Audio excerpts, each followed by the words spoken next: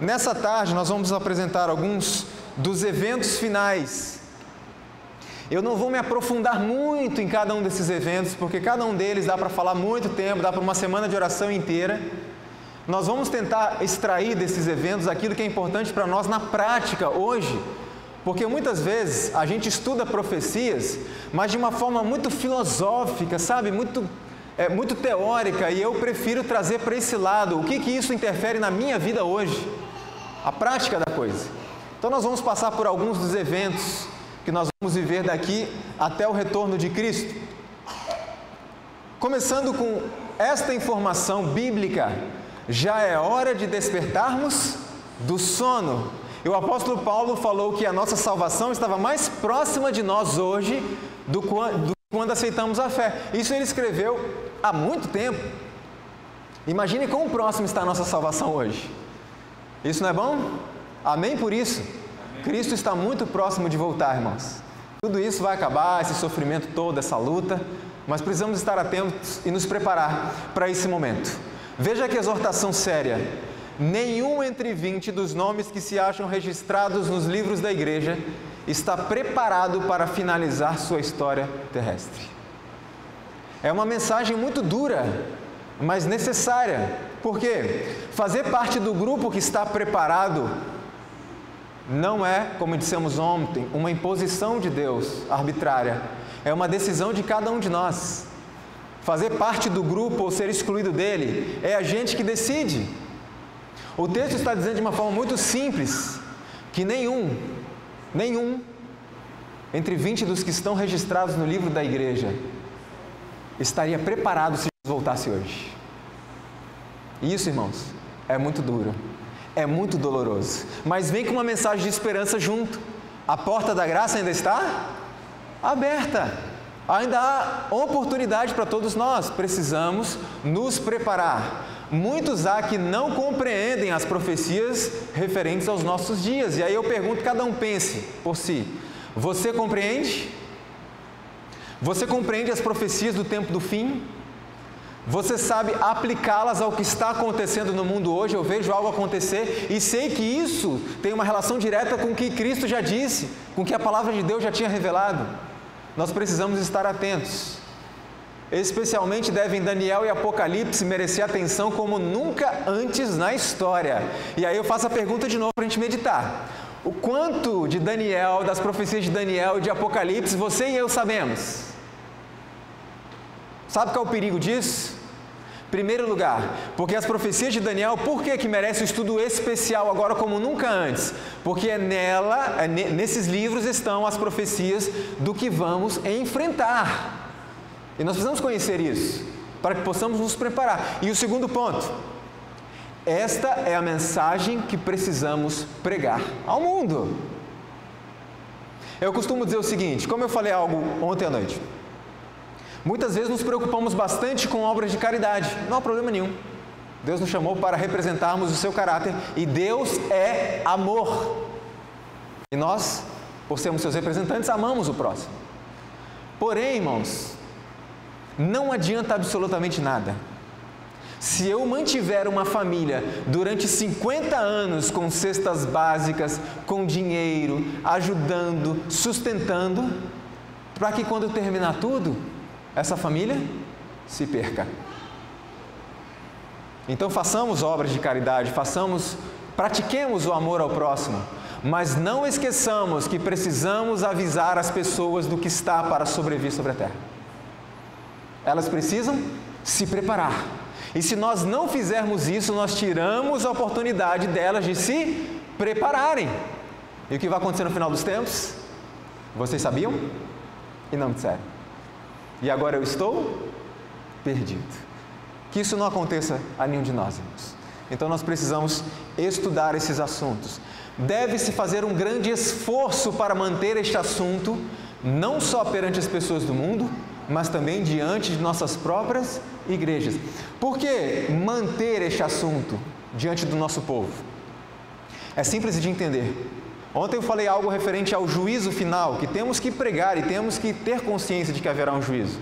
Porque quando a gente não tem consciência, a gente vive uma vida muito tranquila, muito confortável com os nossos pecados, sim ou não? Lembra de Félix que vimos ontem? Quando Félix estava muito confortável com os seus pecados e o apóstolo Paulo falou: Félix, está vindo um juízo. Ele ficou aterrorizado. De repente ele não estava mais tão confortável com os pecados.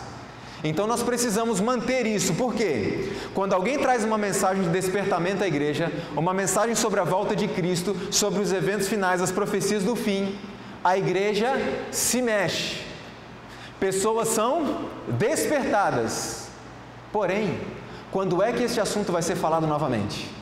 Daqui a 6 meses? O que acontece nesse período de 6 meses? As pessoas voltam a esfriar. Por isso que a irmã White disse: mantenha esse assunto diante do povo e as pessoas do mundo, para que se crie em nós um senso da nossa responsabilidade, para que se crie em nós um sentimento de reverência e de compromisso com as coisas de Deus, porque o fim está muito próximo. Ninguém pense que está isento do perigo de ser pego de surpresa. Ninguém pense que está isento de ser pego de surpresa pelos eventos que virão. E a irmã White diz assim: os acontecimentos finais serão muito rápidos. Ou seja, aqueles que esperam acontecer algo grande para começar a se preparar, não terão tempo, porque quando vier um acontecimento grande, virá outro, e outro, e outro, e outro, e a porta da graça fecha. E não vai dar tempo. O momento de preparo é agora. Veja, por que é importante para nós estudarmos as profecias? A Bíblia nos diz: mas vós, irmãos, já não estáis em trevas, para que aquele dia vos surpreenda como um ladrão. Não durmamos, pois, como os demais, mas vigiemos e sejamos sóbrios. Por que é importante nós estudarmos as profecias do tempo do fim? Para que esses eventos não nos surpreendam, não nos pegue de surpresa como um ladrão. Olha que detalhe interessante aqui. A Bíblia diz que Cristo viria como um ladrão, ok? E a gente ouve, a gente prega, mas me responda uma coisa: o ladrão avisa quando vai vir na sua casa te roubar? Avisa? O ladrão, ele dá sinais de que está se aproximando da sua casa? Não. Então, como assim Cristo virá como um ladrão, se Ele deu inúmeros sinais? Inúmeros avisos para dizer: filhos, eu estou chegando. É simples de entender, irmãos, porque esse texto não se refere à volta de Jesus. Esse texto se refere a um evento que irá determinar o destino de cada alma e que pegará as pessoas de surpresa. Porque nós temos que entender que quando Cristo vier, Ele não vem para salvar pessoas, Ele vem para buscar os que foram salvos. O que vai determinar se eu serei salvo ou estarei perdido é o que acontecer antes da volta de Cristo. E são esses eventos que virão como ladrão e as pessoas não vão perceber até que seja tarde demais. Por isso precisamos estar constantemente em estudo da palavra e em oração diária. Por que os judeus rejeitaram a Jesus Cristo? Alguém já parou para pensar? Existiam profecias claras e evidentes a respeito da vinda do Messias? Sim. E por que mesmo assim rejeitaram? 2 coisas. Aliás, 3. Primeiro, os judeus não estudavam o quê? Profecias. Não estudavam.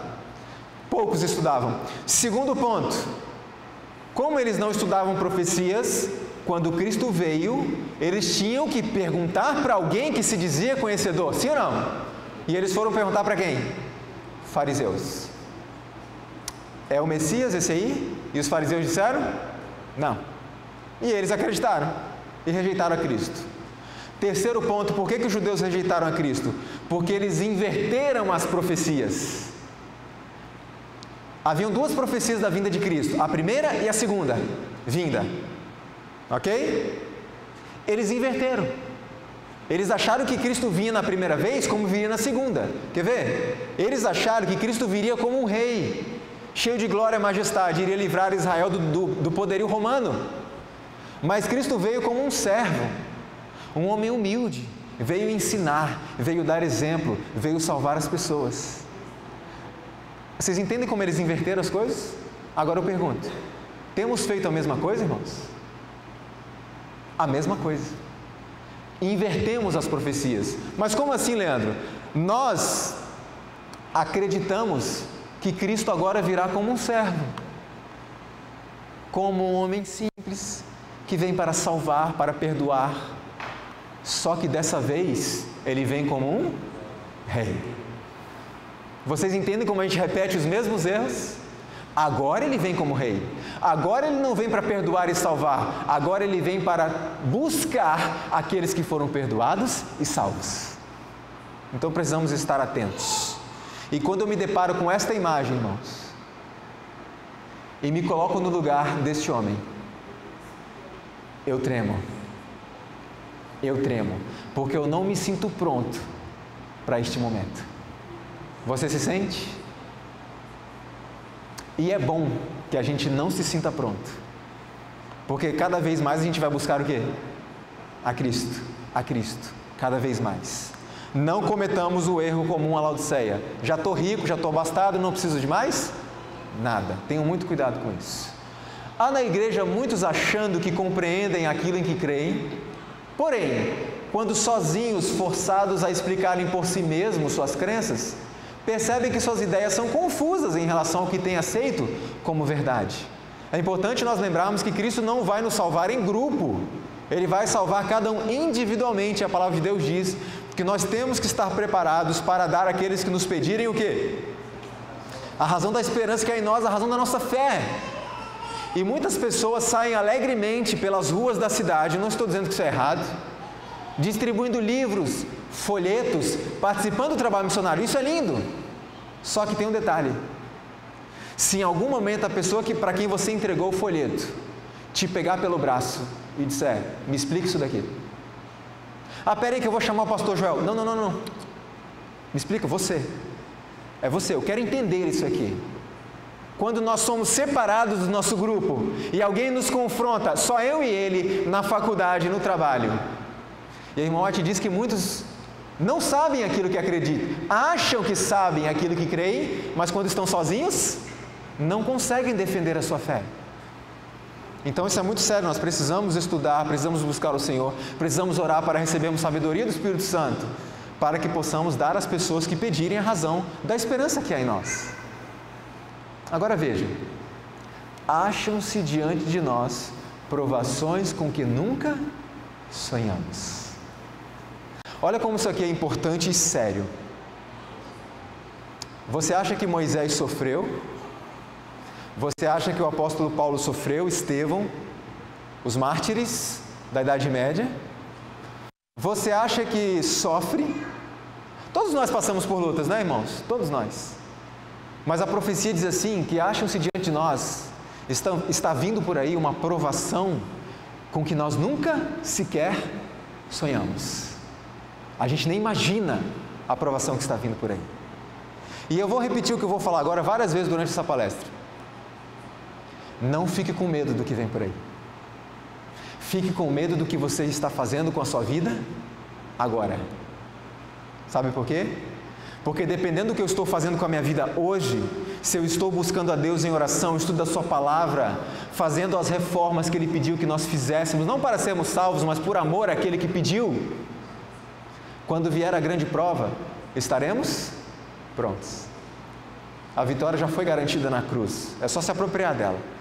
Então essas mensagens são para despertar, não para causar pânico. Então não tenha medo do que vai acontecer, tenha medo do que está acontecendo agora na sua vida. É isso que precisamos lembrar. Nós passaremos por provas, irmãos, uma crise que ninguém em toda a história da humanidade passou. Nem os valdenses, nem o povo lá da Idade Média, ninguém.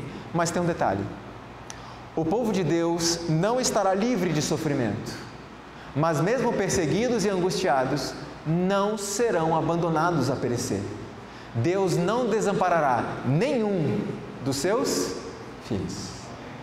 Então eu repito, não tenha medo do que vai acontecer. Tenha medo do que está acontecendo hoje, na sua e na minha vida. Precisamos despertar enquanto há tempo, porque os acontecimentos finais serão muito, muito rápidos. E estão quase chegando. alguns dos eventos que irão decorrer neste período.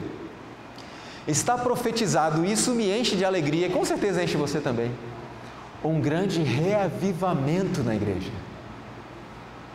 Irmãos, me diga uma coisa, esse reavivamento foi prometido para qual igreja? Qual igreja, irmãos? Igreja Adventista do Sétimo Dia. Sabe o que isso significa? Algumas pessoas falam assim, bom, a Igreja Adventista se corrompeu.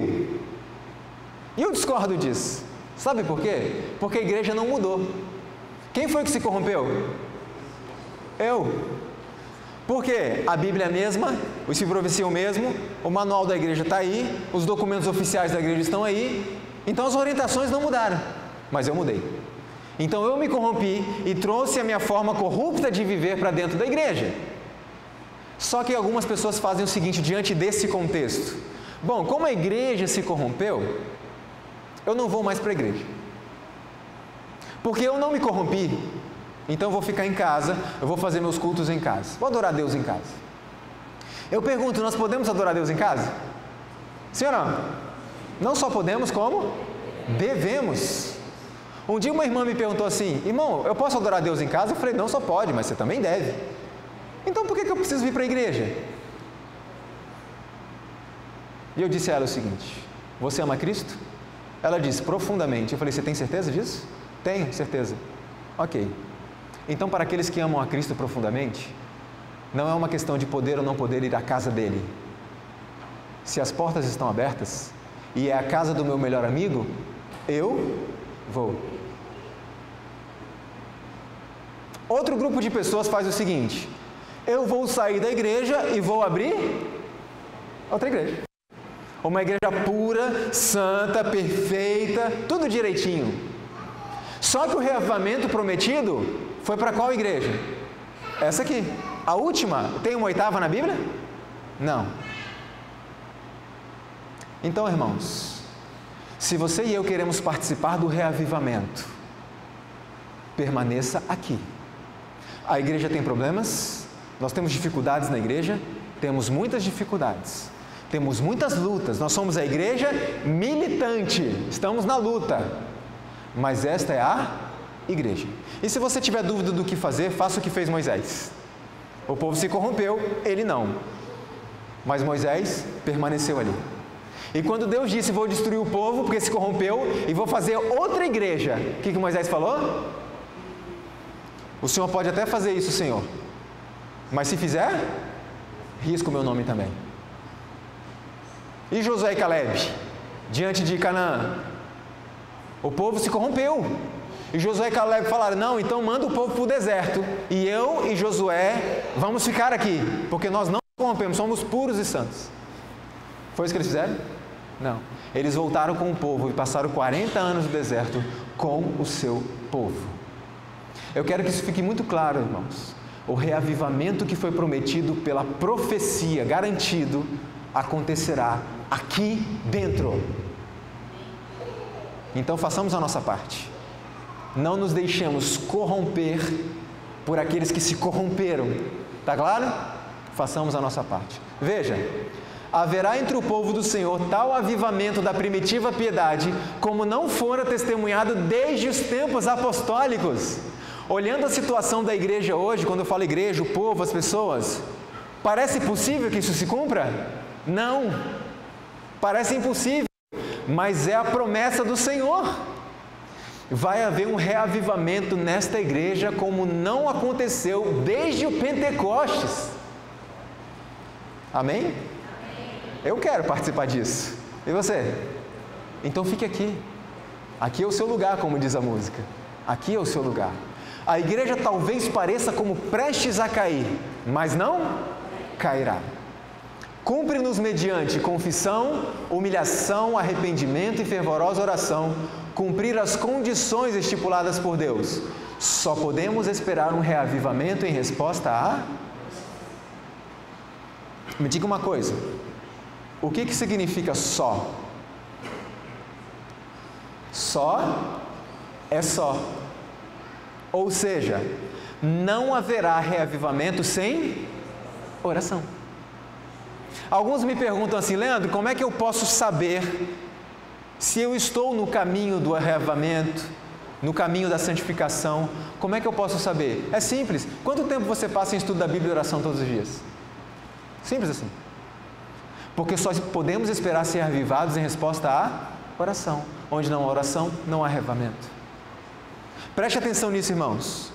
Nós não vamos ser reavivados pela nossa música. Não vamos ser reavivados pelos nossos programas, pela nossa criatividade. Nós temos isso de sobra. Nós só seremos reavivados se gastarmos tempo em oração. E sabe o que me preocupa? Sabe qual é o culto menos frequentado da igreja hoje? É o culto de oração. Por isso que nós olhamos para essa profecia e pensamos: não tem condição de uma profecia dessa se cumprir, um reavivamento assim, de ver a igreja lotada como era há 20 anos atrás? Quantos já estavam na igreja na década de 80, além de mim? Irmãos, quarta-feira à noite, na década de 80, cheguei atrasado na igreja, não tinha lugar para sentar. Sim ou não? JA? Super lotado. E o que tinha no JA de tão atrativo? Nada, entre aspas, estudo, às vezes de Daniel e Apocalipse. Nada de especial. Mas o que nós tínhamos? Qual era o nosso prazer? E eu fiquei recordando enquanto cantávamos esses hinos. Irmãos, o prazer da juventude naquele tempo era estar juntos na igreja adorando ao Senhor. Só. Eu lembro que a gente saía do culto sábado pela manhã. Sabe qual era a conversa na pracinha? Eu frequentava a igreja do Ibis. Sabe qual era a conversa na pracinha? Você vai na liga? Você vem na liga? Liga? Lembram da liga? Você vem na liga? Vamos nos encontrar em todo lugar, vamos vir juntos.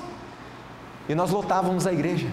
E cantávamos, e estudávamos a Bíblia. Era isso que a gente tinha. E as igrejas lotadas. Hoje nós queremos criar uma série de coisas para atrair, e as igrejas estão cada vez mais vazias. Qual é o problema?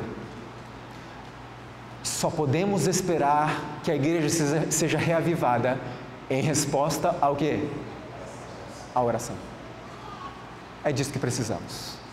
Quando buscarmos a Deus em oração fervorosa, precisamos de mais cultos de oração. Precisamos resgatar algo que morreu há algum tempo, chamado vigílias.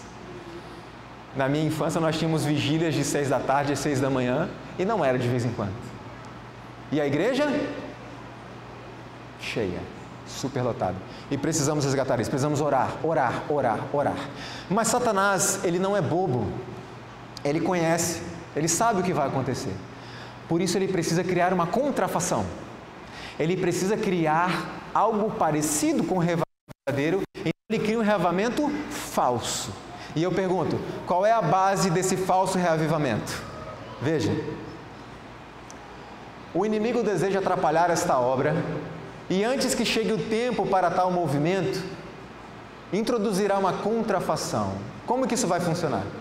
Avivamentos populares são muitas vezes levados a efeito, despertando-se as emoções, satisfazendo-se o amor ao que é novo e surpreendente.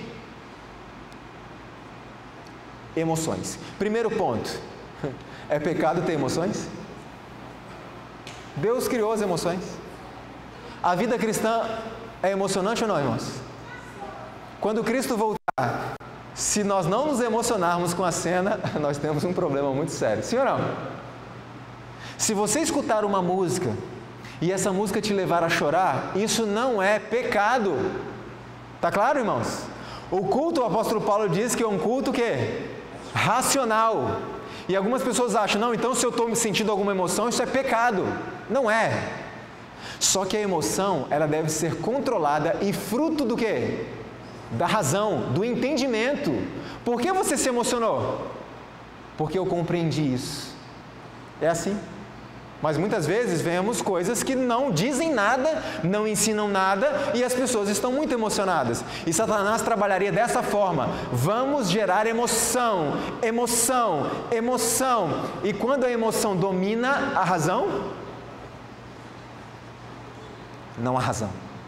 Agora veja que interessante, qual que é o problema disso? A irmã White fala: conversos ganhos dessa maneira, com o sensacional, têm pouco desejo de ouvir a verdade bíblica, pouco interesse no testemunho dos profetas e apóstolos, a menos que o culto assuma algo de caráter sensacional, não lhes oferece atração.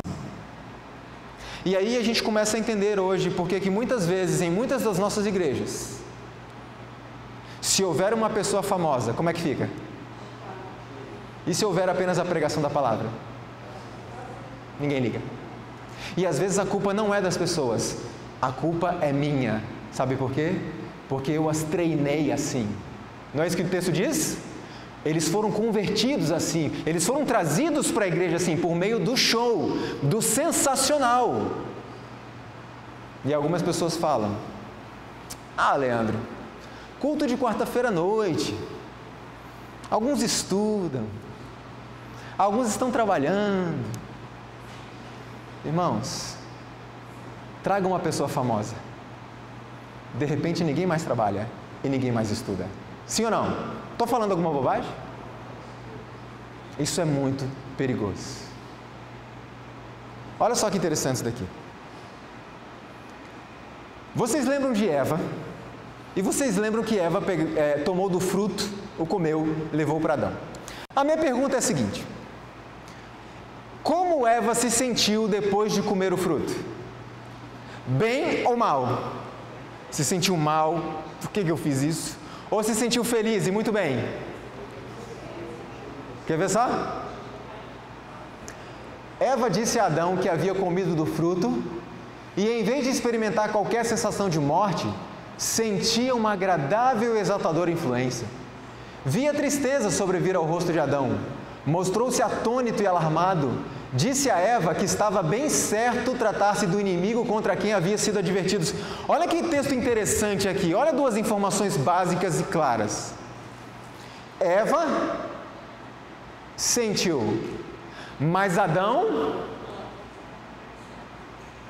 sabia, entendeu. O que quer dizer isso? Irmãos, não importa como eu me senti,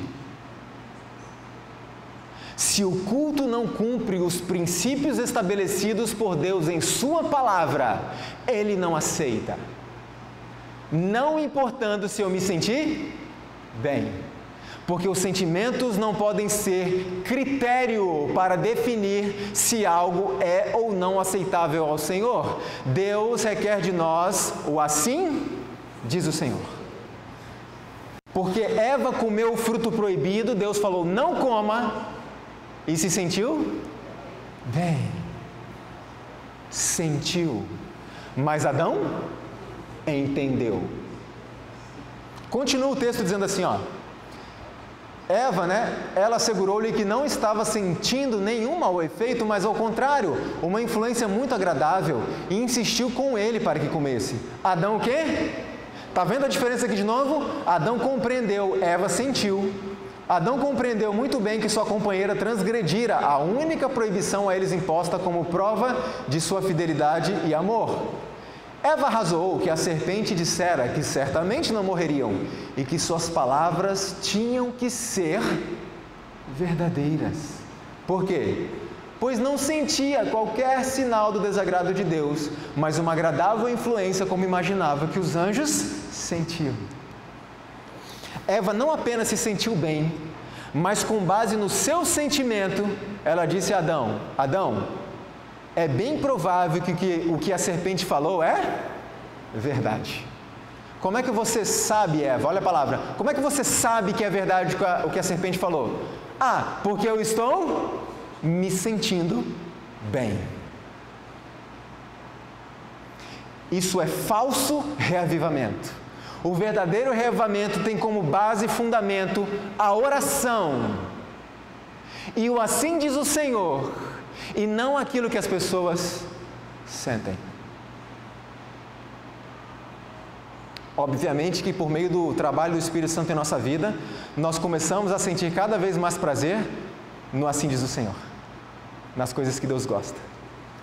Agora veja, irmãos, não são teus sentimentos, tuas emoções que te tornam filho de Deus, mas sim o fazer a vontade de Deus.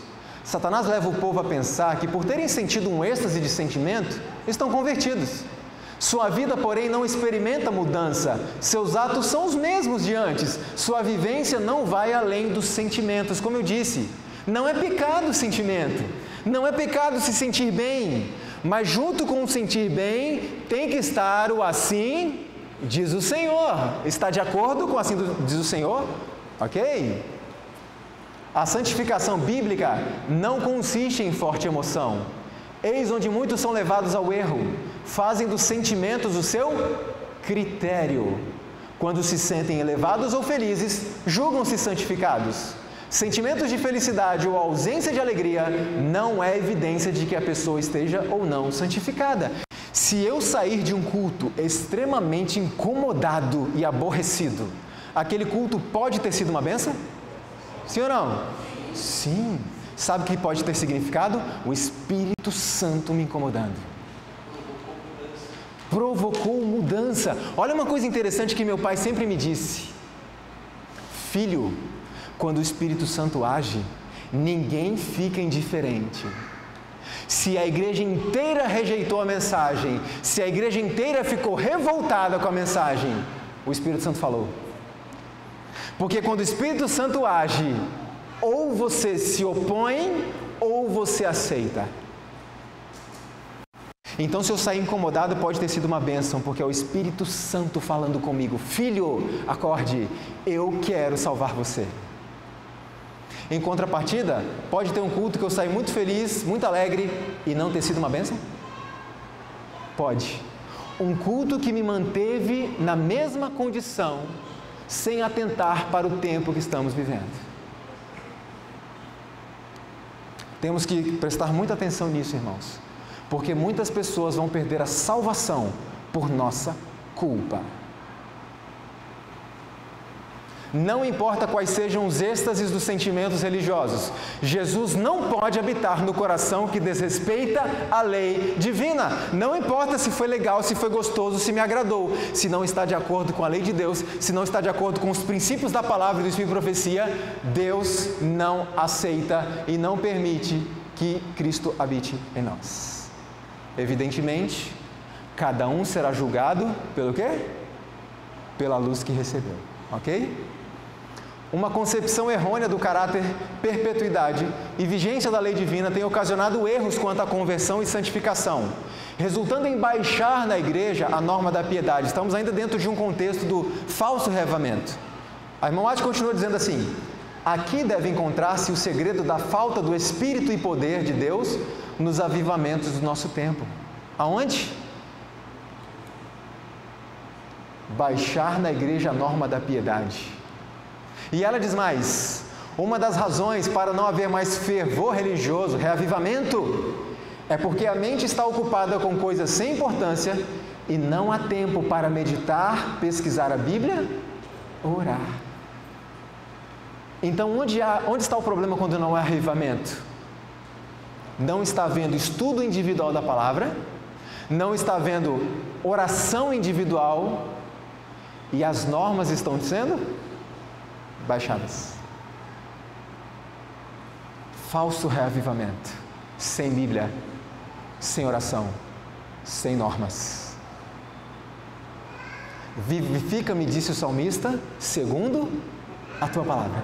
Todo reavivamento, irmãos, passa pela palavra e pela oração. Não tem como acontecer sem isso. Porque sem mim, disse Cristo, nada podeis fazer. Outro evento, o selamento. Qual é o selo de Deus? Qual é o selo de Deus? O sábado. Qual é a marca da besta? Não responda, eu já sei. É um chip implantado sobre a pele, ou na testa, ou aqui na mão. Não? Um código de barra? Alguma marca física? Não? Vamos comprovar isso? Veja que interessante. Quando disse que o sinal de Deus será colocado sobre a testa e a mão, significa o quê? Que é um sinal físico? Como é que nós entendemos isso? Veja só uma exortação de Deus lá no passado ao povo de Israel. E estas palavras que hoje te ordeno estarão no teu coração e as ensinarás a teus filhos. Também as atarás por sinal na tua mão e te serão por frontais entre os teus olhos. O que é o frontal entre os olhos? Testa. Eu pergunto, as pessoas então andavam com a lei de Deus amarradas na mão? Ou com a lei de Deus coladas na testa? Não. O que significa a testa e a mão? Testa, compreensão, convicção, aceitação. E mão? Obras. O resultado, as obras. Agora veja que interessante. Santificai os meus sábados e servirão de sinal entre mim e vós. O sinal de Deus é o sábado. O sinal ou o selo de Deus é revelado na observância do sábado do sétimo dia. A marca da besta é o oposto disso, a observância do primeiro dia da semana. Tá claro, irmãos? E aí tem um outro texto da irmã White que ela diz assim, que o domingo ainda não é a marca da besta, se tornará quando for obrigatório, quando for por lei, ok? Agora veja que interessante, o sinal de Deus é revelado na observância do sábado. E tem muitas pessoas que acreditam que serão selados unicamente porque têm o nome de Adventista do sétimo dia. E não é isso que o texto diz. O sinal de Deus será colocado naqueles que observam o sábado. Por que o sábado?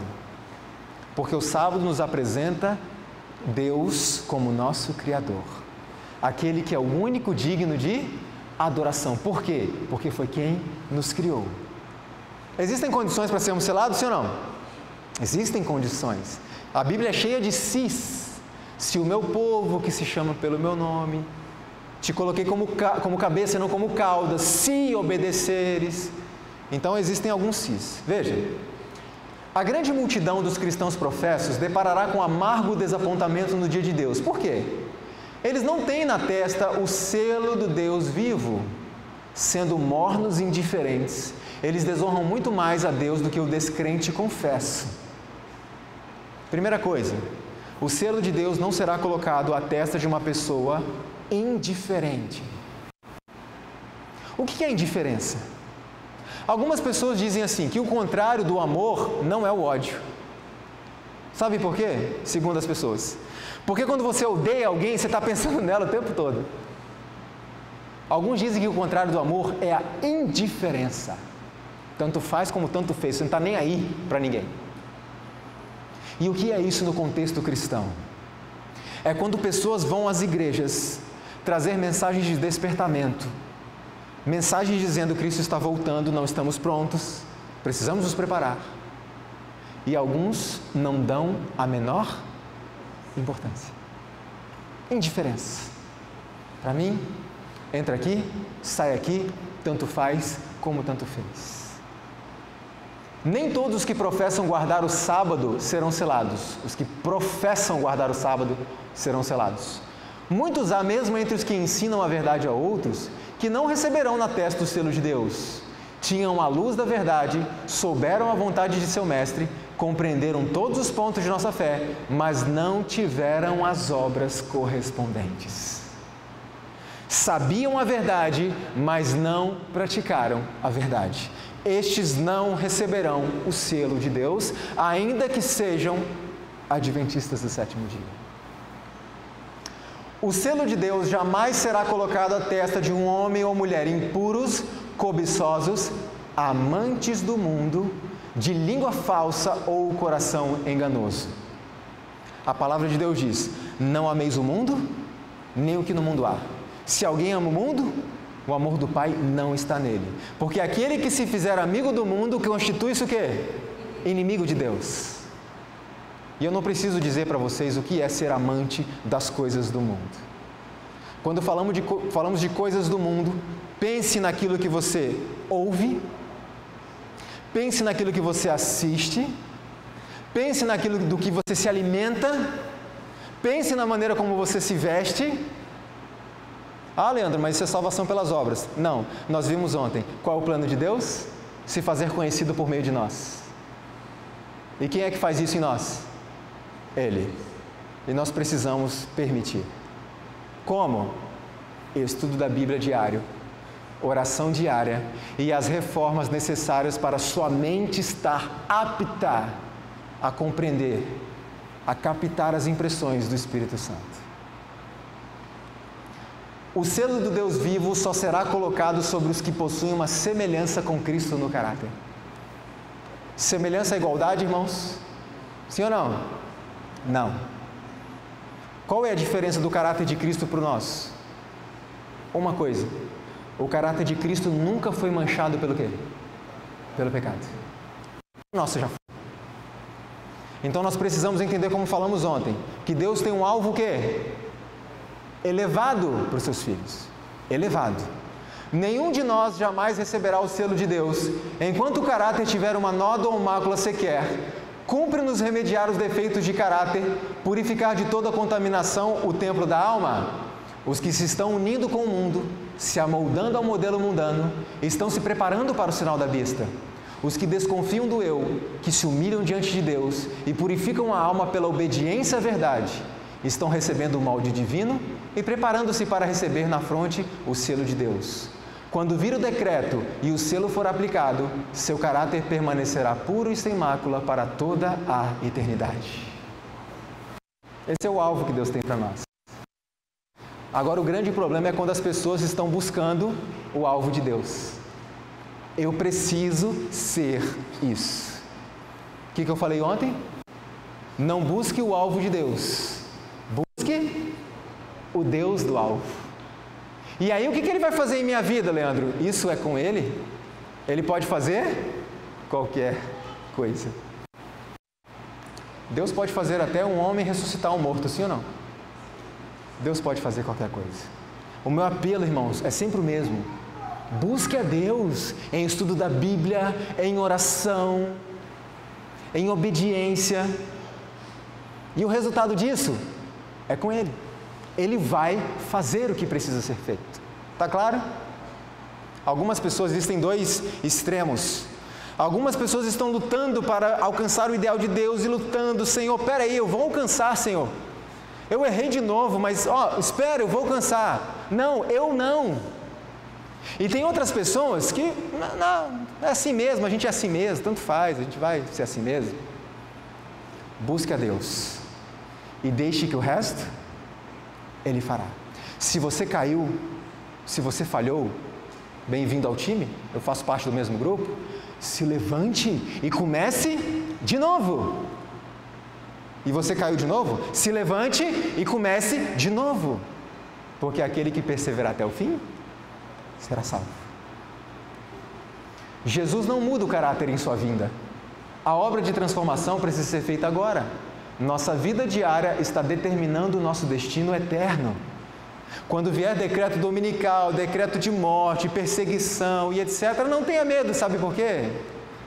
Irmãos, aqueles que receberão o selo de Deus ou que receberão a marca da besta, já estão sendo preparados hoje.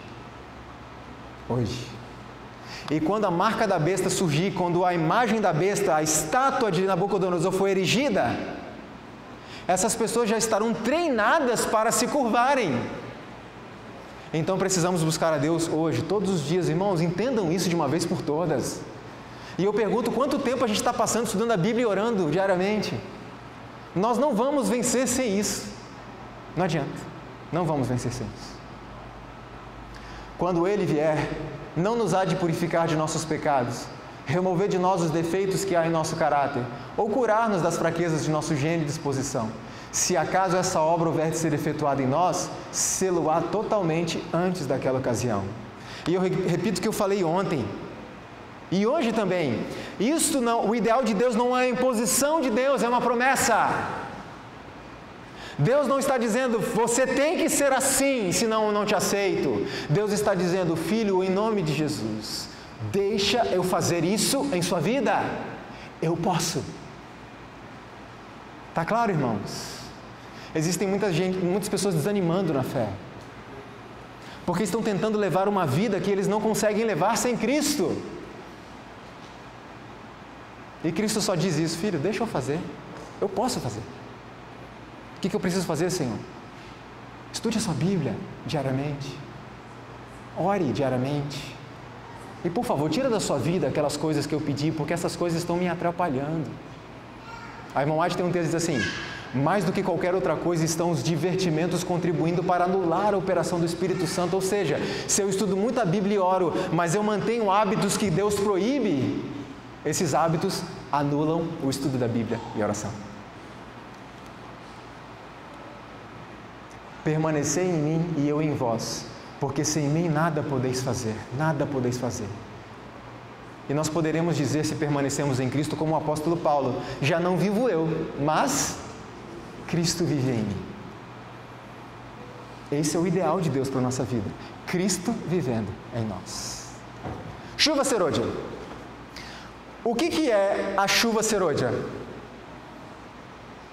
Alguns dizem assim: chuva serôdia é o poder do Espírito Santo. E eu pergunto: o Espírito Santo está entre nós hoje? Há poder do Espírito Santo entre nós hoje? Então a chuva serôdia não pode ser só o poder do Espírito Santo, tem que ter algo mais. O quê? O poder do Espírito Santo, o derramamento do Espírito Santo de uma forma mais intensa, copiosa, torrencial. Agora tem um detalhe importante, irmãos.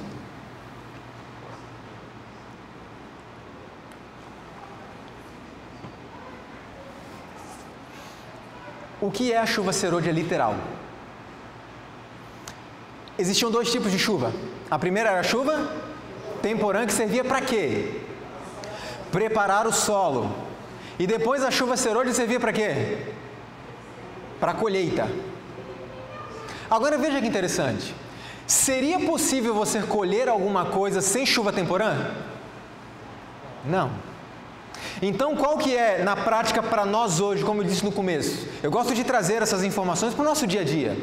Significa que não receberá chuva serôdia quem não estiver recebendo diariamente o quê? A chuva temporã. E como é que se recebe a chuva temporã? Diariamente, que prepara o solo para receber a semente, para que a semente cresça, amadureça e produza frutos? Eu vou parecer repetitivo aqui, irmãos, mas eu preciso ser. Estudo da Bíblia, oração e as reformas para a mente estar apta a receber as impressões do Espírito Santo. A chuva serôdia é o poder do Espírito Santo de uma forma mais intensa que será derramado no seu povo. Você quer receber? Eu quero muito receber essa chuva, irmãos. Mas para isso precisamos estar recebendo a chuva temporã. Conheçamos e prossigamos em conhecer ao Senhor. Olha o segredo. E Ele a nós virá como chuva serôdia que rega a terra. A chuva serôdia virá para dar poder à grande voz do terceiro anjo e preparar os santos para estarem de pé no período em que as 7 últimas pragas serão derramadas. Olha que interessante essa informação. A chuva serôdia virá para nos dar poder para concluirmos a mensagem da pregação do Evangelho. E também virá para preparar os santos para estarem de pé no momento das pragas. Então me responda uma coisa: quem não receber chuva serôdia não estará o quê? Preparado. Sabe o que isso significa? Se o tempo é urgente, irmãos, porque Cristo está próximo de voltar, é muito mais urgente, porque a porta da graça fecha antes. E se é urgente porque a porta da graça fecha antes, é muito mais urgente, porque o selamento começa onde? Começa por nós, depois dos outros. E é muito mais urgente, sabe por quê?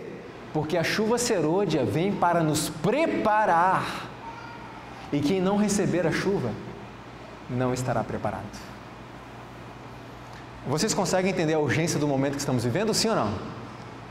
Vocês conseguem entender porque muitas vezes eu apelo, quase choro aqui da frente, implorando para as pessoas: estudem a Bíblia, orem e venham para a igreja. Venham para a igreja, sábado, domingo, quarta, semana de oração, venham. Todos nós já ouvimos falar pelo menos uma vez sobre a parábola das 10 virgens. Eu não sei quantos de nós já nos debruçamos sobre essa parábola para estudar a fundo. Tivemos uma vigília na nossa casa um tempo atrás que ficamos 3 horas só nela. Né? Margarete e Josimar estavam lá conosco, só vasculhando as lições que tinham ali. Evidentemente, irmãos, com o que para nos apoiar nesse estudo? Espírito de profecia, o testemunho de Jesus Cristo. Porque não é uma questão de inventar novas doutrinas, temos que ter fundamento para aquilo que acreditamos, que seja o correto. Veja, algumas lições que tiramos dessa parábola. Primeiro, quantas eram virgens? Todas. E o que representa a virgindade na Bíblia? Fé pura, professaram uma fé pura, pureza. Então todas professavam uma fé pura, professavam uma fé pura. Quantas tinham lâmpada? Todas. O que representa a lâmpada? A lâmpada, a palavra de Deus. Quantas tinham luz? Todas tinham luz. Todas as 10 tinham luz. Quantas tinham azeite? Todas tinham azeite. O que é o azeite? O Espírito Santo. O que é a luz? A luz? O testemunho. Vós sois a luz do mundo. A lâmpada, a palavra de Deus, a luz do nosso testemunho. Então todas professavam uma fé pura, todas tinham a palavra de Deus, todas davam um bom testemunho e todas a princípio tinham o quê? O Espírito Santo. Olha só, aqui não está falando de um grupo que é hipócrita. Os hipócritas são tratados na parábola que vem antes, a parábola do servo mau. Aqui não é um grupo que tem 5 pessoas ali legais e 5 hipócritas, não é isso. Agora veja que interessante, qual era a diferença entre elas? Vocês percebem que elas eram muito parecidas? Qual era a diferença? O que as diferenciou? Agora vem a pergunta. Quantas tinham azeite, nós perguntamos? Todas, certo? Mas o diferencial era o seguinte: 5 delas tinham azeite na lâmpada e aonde mais? No vaso, na vasilha, certo? 5 delas tinham azeite na lâmpada, mas não tinham aonde? Na vasilha, no vaso. Eu pergunto, o que representa o vaso? Eu quero ser, Senhor amado. O quê? O que representa o vaso? O vaso sou eu, o vaso é o meu interior, eu. Então aqui está a diferença, elas eram muito parecidas, todas elas. Pregavam a verdade presente, aguardavam ansiosamente o noivo, tinham a Bíblia, ensinavam a Bíblia, davam um bom testemunho. E até pessoas se convertiam pelo testemunho dela, porque havia azeite aonde? Ali na lâmpada. Mas tem um detalhe, elas não tinham azeite aonde? Em si mesmas. Ou seja, a sua pregação pode ter levado muitas pessoas à salvação, à conversão aos pés de Cristo, mas a sua pregação não mudou a sua própria vida.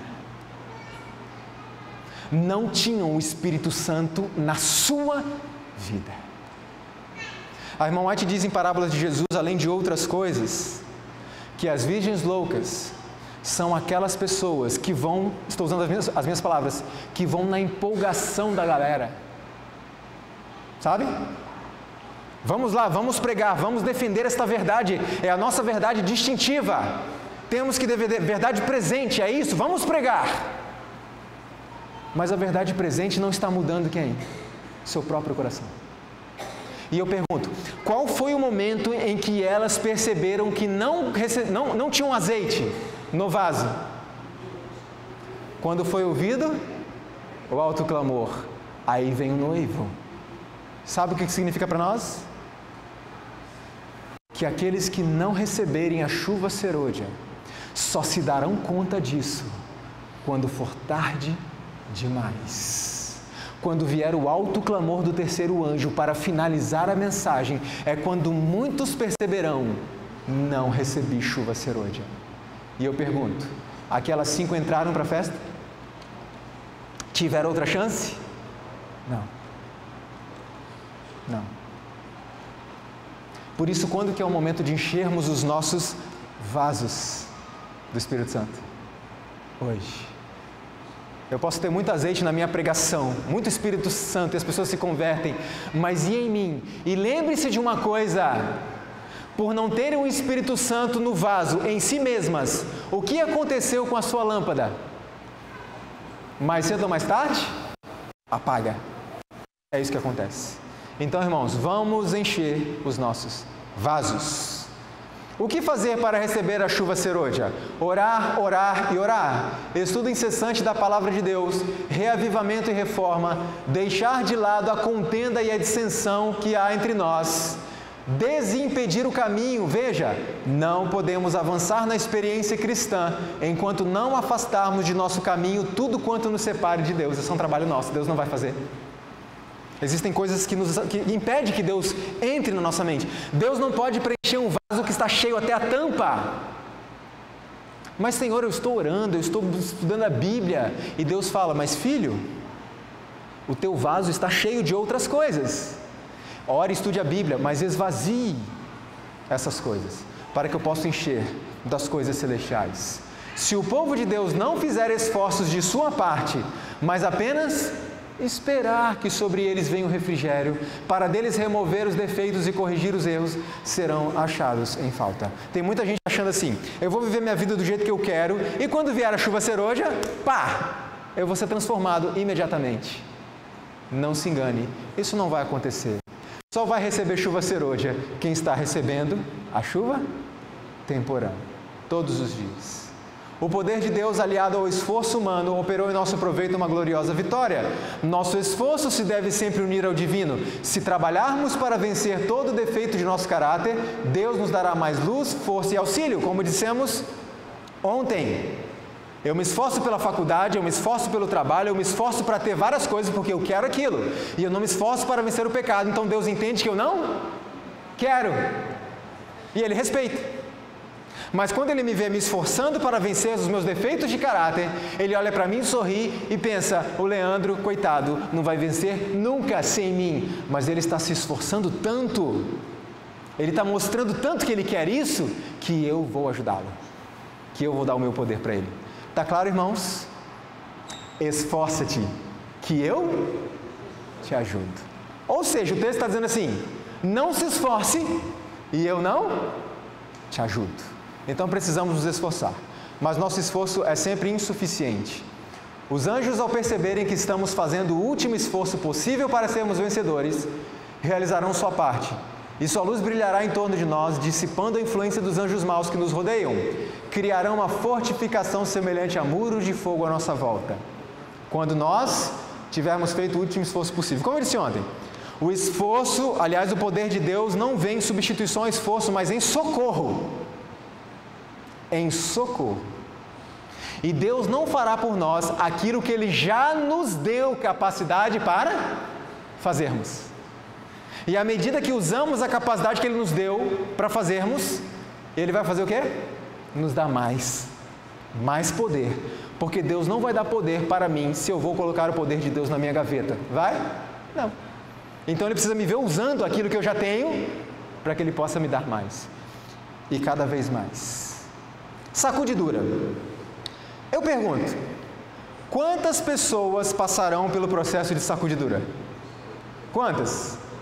Todas passarão.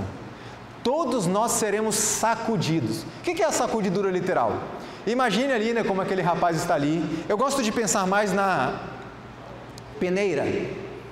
A pessoa está ali com vários grãos ali dentro, e no meio dos grãos tem uma palhazinha. E ele joga aqueles grãos para cima, sacode a peneira. O que acontece com a palha? Ela voa. Eu pergunto: por que a palha voa? Porque ela é leve. Porque a palha é superficial. Porque a palha não tem conteúdo. Porque a palha não é pesada. Ela é leve. E por que o grão volta? Porque ele é sólido, ele é firme, ele tem conteúdo. Agora veja que interessante. O que é a sacudidura? É um momento que todos nós teremos que enfrentar como se fôssemos a única pessoa no planeta. Todos nós seremos provados individualmente. A igreja será sacudida. entrarão doutrinas espúrias, não bíblicas, mas muito parecidas com a verdade. E todos serão sacudidos. Porém, aqueles que estão firmados, que têm conteúdo, aqueles que têm peso, eles também serão jogados para lá e para cá, mas permanecerão, porque eles não são leves. Veja, foi-me mostrado que a sacudidura fora causada pelo testemunho da testemunha fiel aos laodiceanos. Alguns não suportarão esse claro testemunho, se oporão a ele, e isto causará uma sacudidura entre os filhos de Deus. Qual que é o conselho da testemunha fiel aos laodiceanos? O que diz ali? Você acha que é um bom cristão? Você acha que é rico? Abastado? Que não tem falta de nada? Você acha que porque dá estudos bíblicos você é um verdadeiro cristão? Não estou dizendo que isso é errado, vocês vão entender o que eu estou querendo dizer. Você acha que por distribuir folhetos você é um cristão? Você acha que porque vem na igreja só no sábado de manhã você é um cristão? Porque devolve o dízimo, você é um cristão porque não trabalha no sábado? Mas você não é. Não é essa a carta, irmãos? A Laodiceia? E eu te aconselho que compre de mim ouro provado no fogo para que te enriqueças, vestes para cobrir a sua nudez, a justiça de Cristo, e colírio para quê? Você é cego. Eu pergunto, para alguém que é muito ativo na igreja, mas não tem uma vida de relacionamento com Cristo, pelo estudo da Bíblia, oração, é uma mensagem dura ou não? Muito, porque ele acreditava que a atividade dele é salvífica, e não é. E muitas pessoas, irmãos, se oporão. Essa mensagem vai ser pregada cada vez de uma forma mais direta. Isso vai causar uma sacudidura entre o povo de Deus. Agora deixa eu dizer uma coisa para vocês. Quem é que provoca em essência a sacudidura? É o Espírito Santo. É Ele. Não é o meu trabalho, não é o seu trabalho, não é o trabalho do pastor Joel, não é o trabalho de nenhum de nós. O nosso trabalho é levar a mensagem que Deus nos trouxe, que Deus revelou para nós e pediu que levássemos. Mas a sacudidura do povo, quem vai causar é a pessoa do Espírito Santo. Todos os que não estiverem dispostos a assumir uma posição ousada em prol da verdade e a sacrificar-se por Deus e por sua causa, serão joeirados, ou seja, jogados para fora. Olha que informação importante. Como eu disse, eu gosto de pegar isso e trazer para o nosso dia a dia. O que isso importa para mim hoje? Assumir uma posição ousada em prol da verdade. Não é aquele famoso adventista agente secreto. Já ouviu falar dele? Aquele que passa 20 anos numa empresa e ninguém sabe que ele é adventista? Posição ousada, ou seja, quando toda a sociedade está dizendo, é este o dia, eu tomo uma posição ousada. Não, o dia é outro. Não é aquela coisa, veja bem, irmão, até que eu entendo que é mais ou menos, a gente pode até concordar. Não, uma posição ousada, diante dos meus amigos da faculdade, dos meus colegas de trabalho, posição ousada. E aí quando o seu chefe te chama para trabalhar no sábado, as pessoas ficam aflitas, vão à igreja, pedem oração, irmãos, orem por mim, eu não sei o que fazer. Como não sabe o que fazer? O que temos que fazer? Assumir uma posição ousada em prol da verdade. Chefe, eu não virei, então vou te demitir. Não, o senhor não vai me demitir. Se eu for demitido, é porque Deus permitiu. Mas eu não virei. Ousadia. E a sacrificar-se por Deus e por sua causa. Sabe o que significa isso, irmãos? Eu sempre toco nesse assunto, porque eu quase choro quando eu falo disso. Me dói o coração. Vir ao culto numa quarta-feira à noite é sacrifício ou não é? Humanamente falando, é ou não é? Nós trabalhamos o dia todo. É sacrifício. E a serva do Senhor, inspirada por ele, disse, aqueles que não estiverem dispostos a sacrificar por Deus, serão lançados para fora, quando vier a sacudidura. Precisamos fazer, aliás, irmãos, Estamos muito aquém do sacrifício, né? Muito aquém. Nós precisamos começar a levar as coisas de Deus mais a sério. Sabe o que é um sacrifício?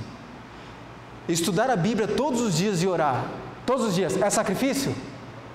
Assim, humanamente falando, é muito sacrifício, porque a nossa natureza faz o quê?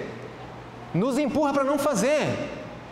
Agora, à medida que persistimos nisso, se torna o quê? Um prazer.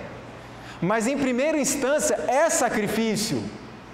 E mesmo que seja um prazer, às vezes se torna um sacrifício no seguinte sentido.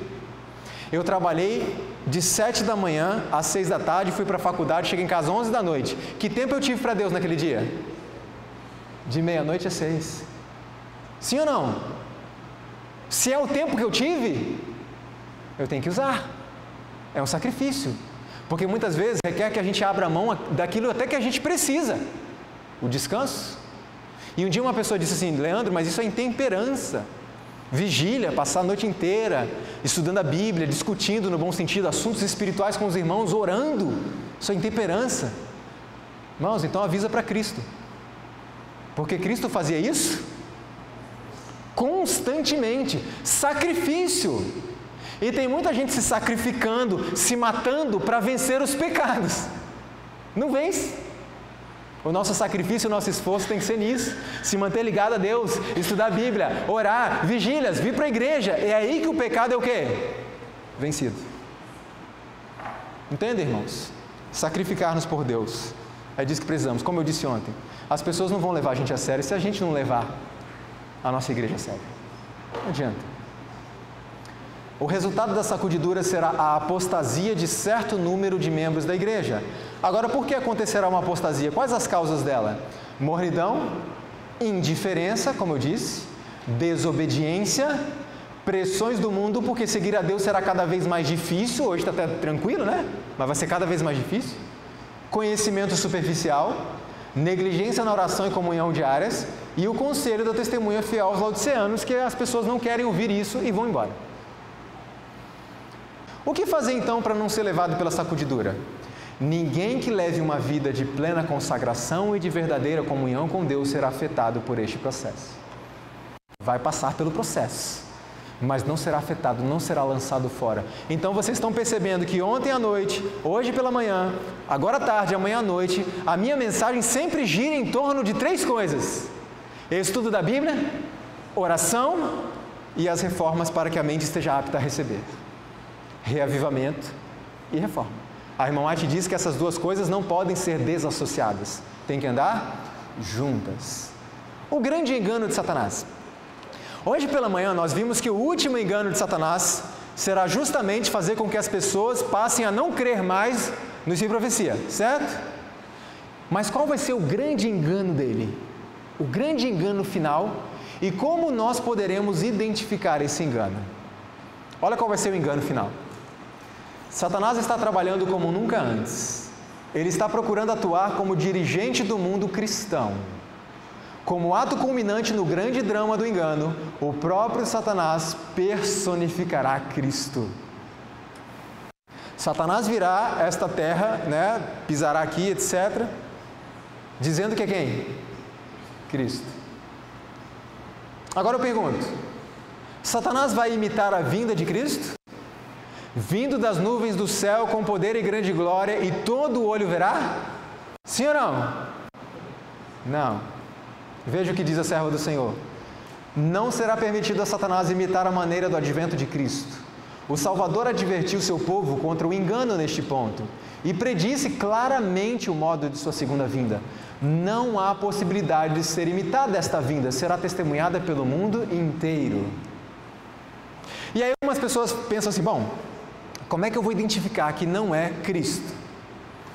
Tem 2 formas muito simples. Primeiro, a Bíblia diz que todo olho o verá. Satanás vai vir e não vai ser visto pelo mundo inteiro ao mesmo tempo. Então está fácil. Segundo, a Bíblia diz que nós encontraremos o Senhor nos ares, certo? Então está fácil. Se pisou aqui, não é Cristo. Se não pode ser visto por todo mundo, não é Cristo. Mole. Fácil ou não, irmãos?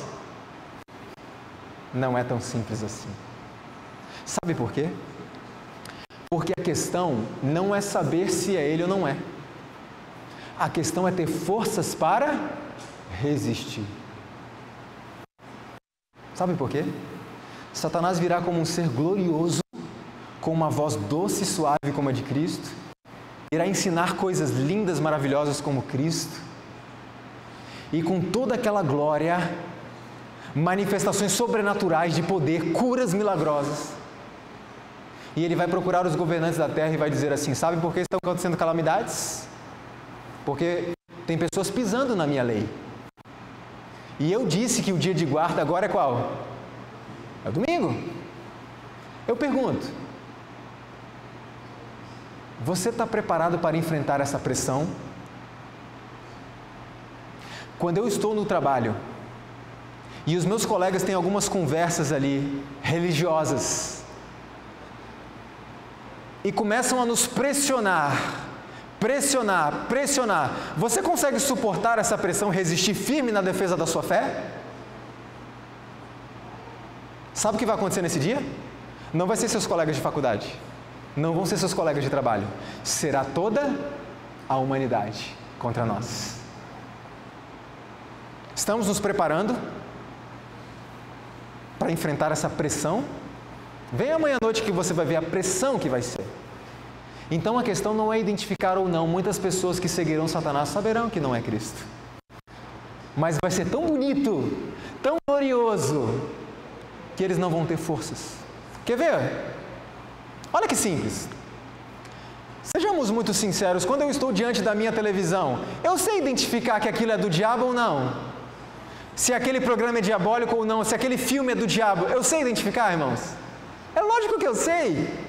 É lógico, muitas pessoas, quando eu converso sobre cinema, televisão, pornografia, etc., as pessoas falam: Nando, eu sei, né? Eu sei. Então a gente sabe. A pergunta é: para de ver. Por que a gente não muda de canal? Porque a questão não é saber se é do diabo ou não. A questão é ter forças para resistir. E é isso que precisamos buscar hoje. E aí eu pergunto: os nossos eventos, programações, cultos, reuniões de pequenos grupos, congressos, etc., estão preparando o nosso povo para enfrentar as pressões que estão se aproximando?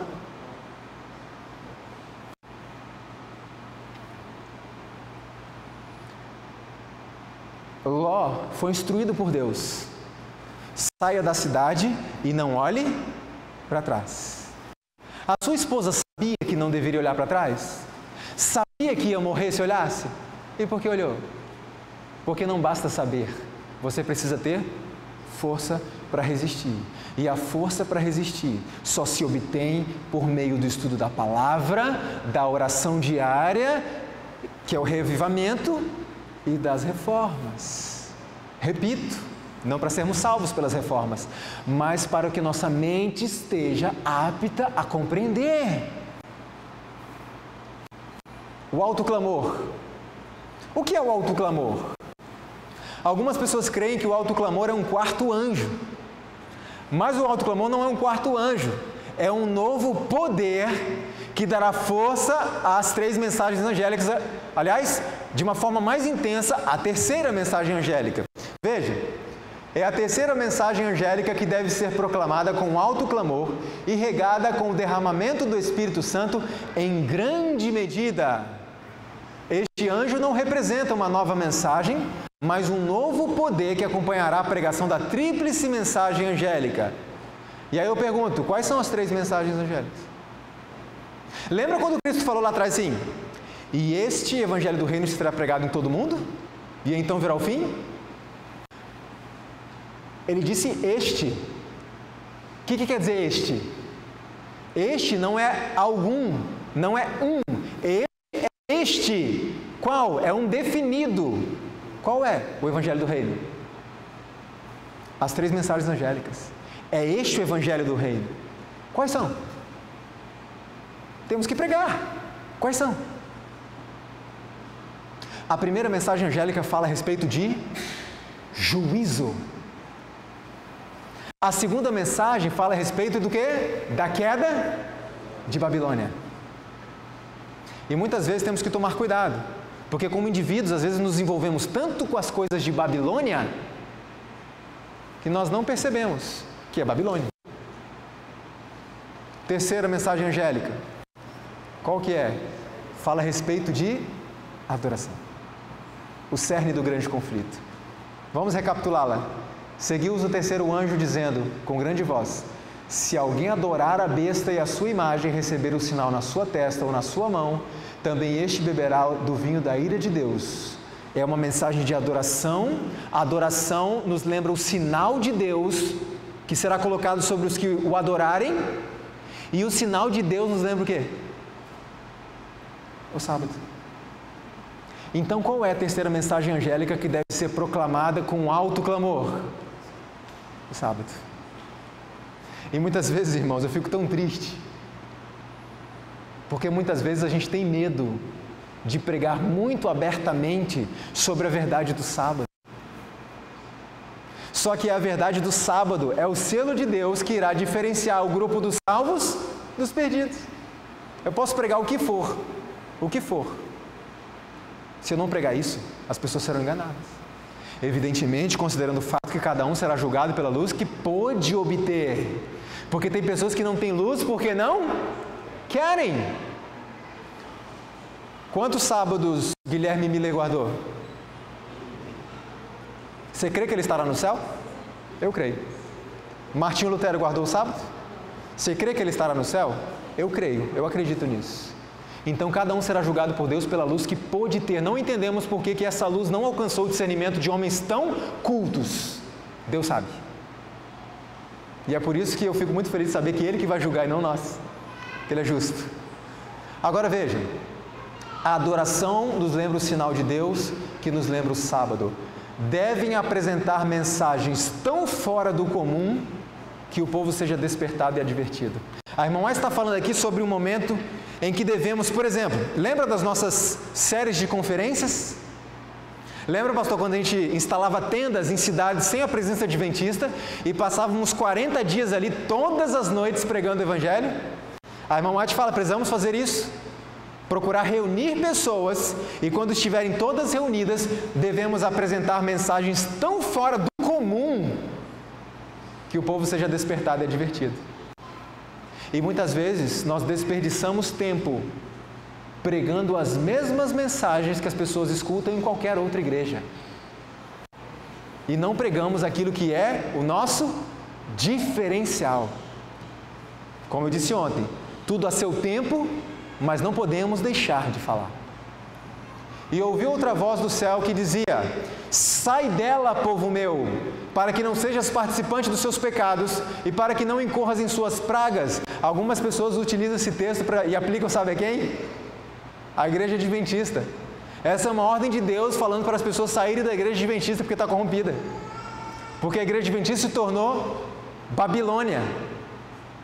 E o Espírito de Profecia não diz isso. Não diz isso. Então veja.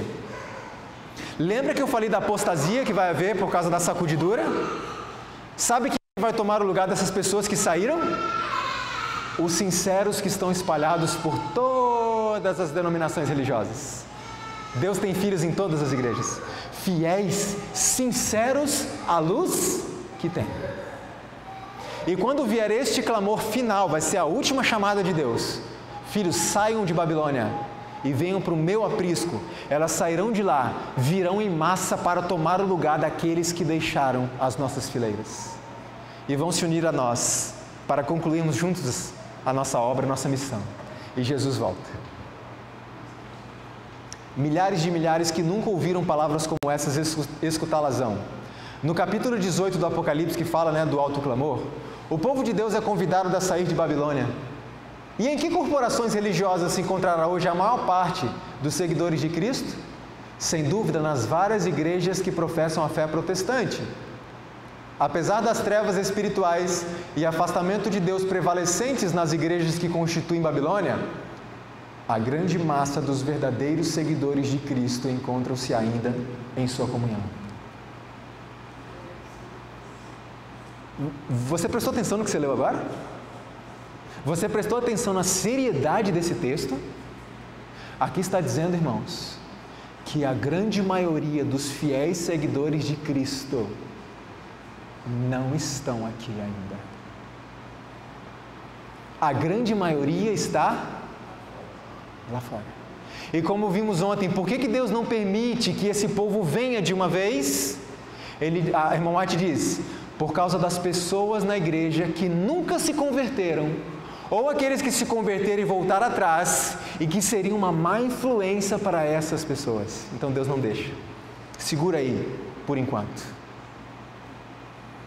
Irmãos, esse texto dói muito o meu coração, porque fazendo um cálculo simples, eu sou levado a concluir que se a maioria dos cristãos fiéis, verdadeiros filhos de Deus, ainda estão lá fora, significa que aqui dentro, a minoria se salvará.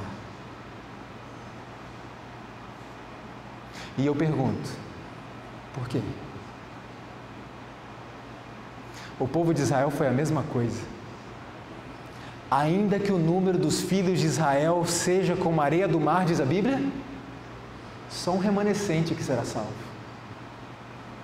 Irmãos, temos tanto conhecimento e tanta luz. Por que só um remanescente será salvo?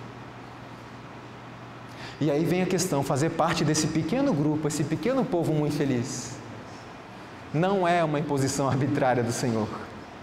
Quem decide é você e eu. Está em nossas mãos essa decisão.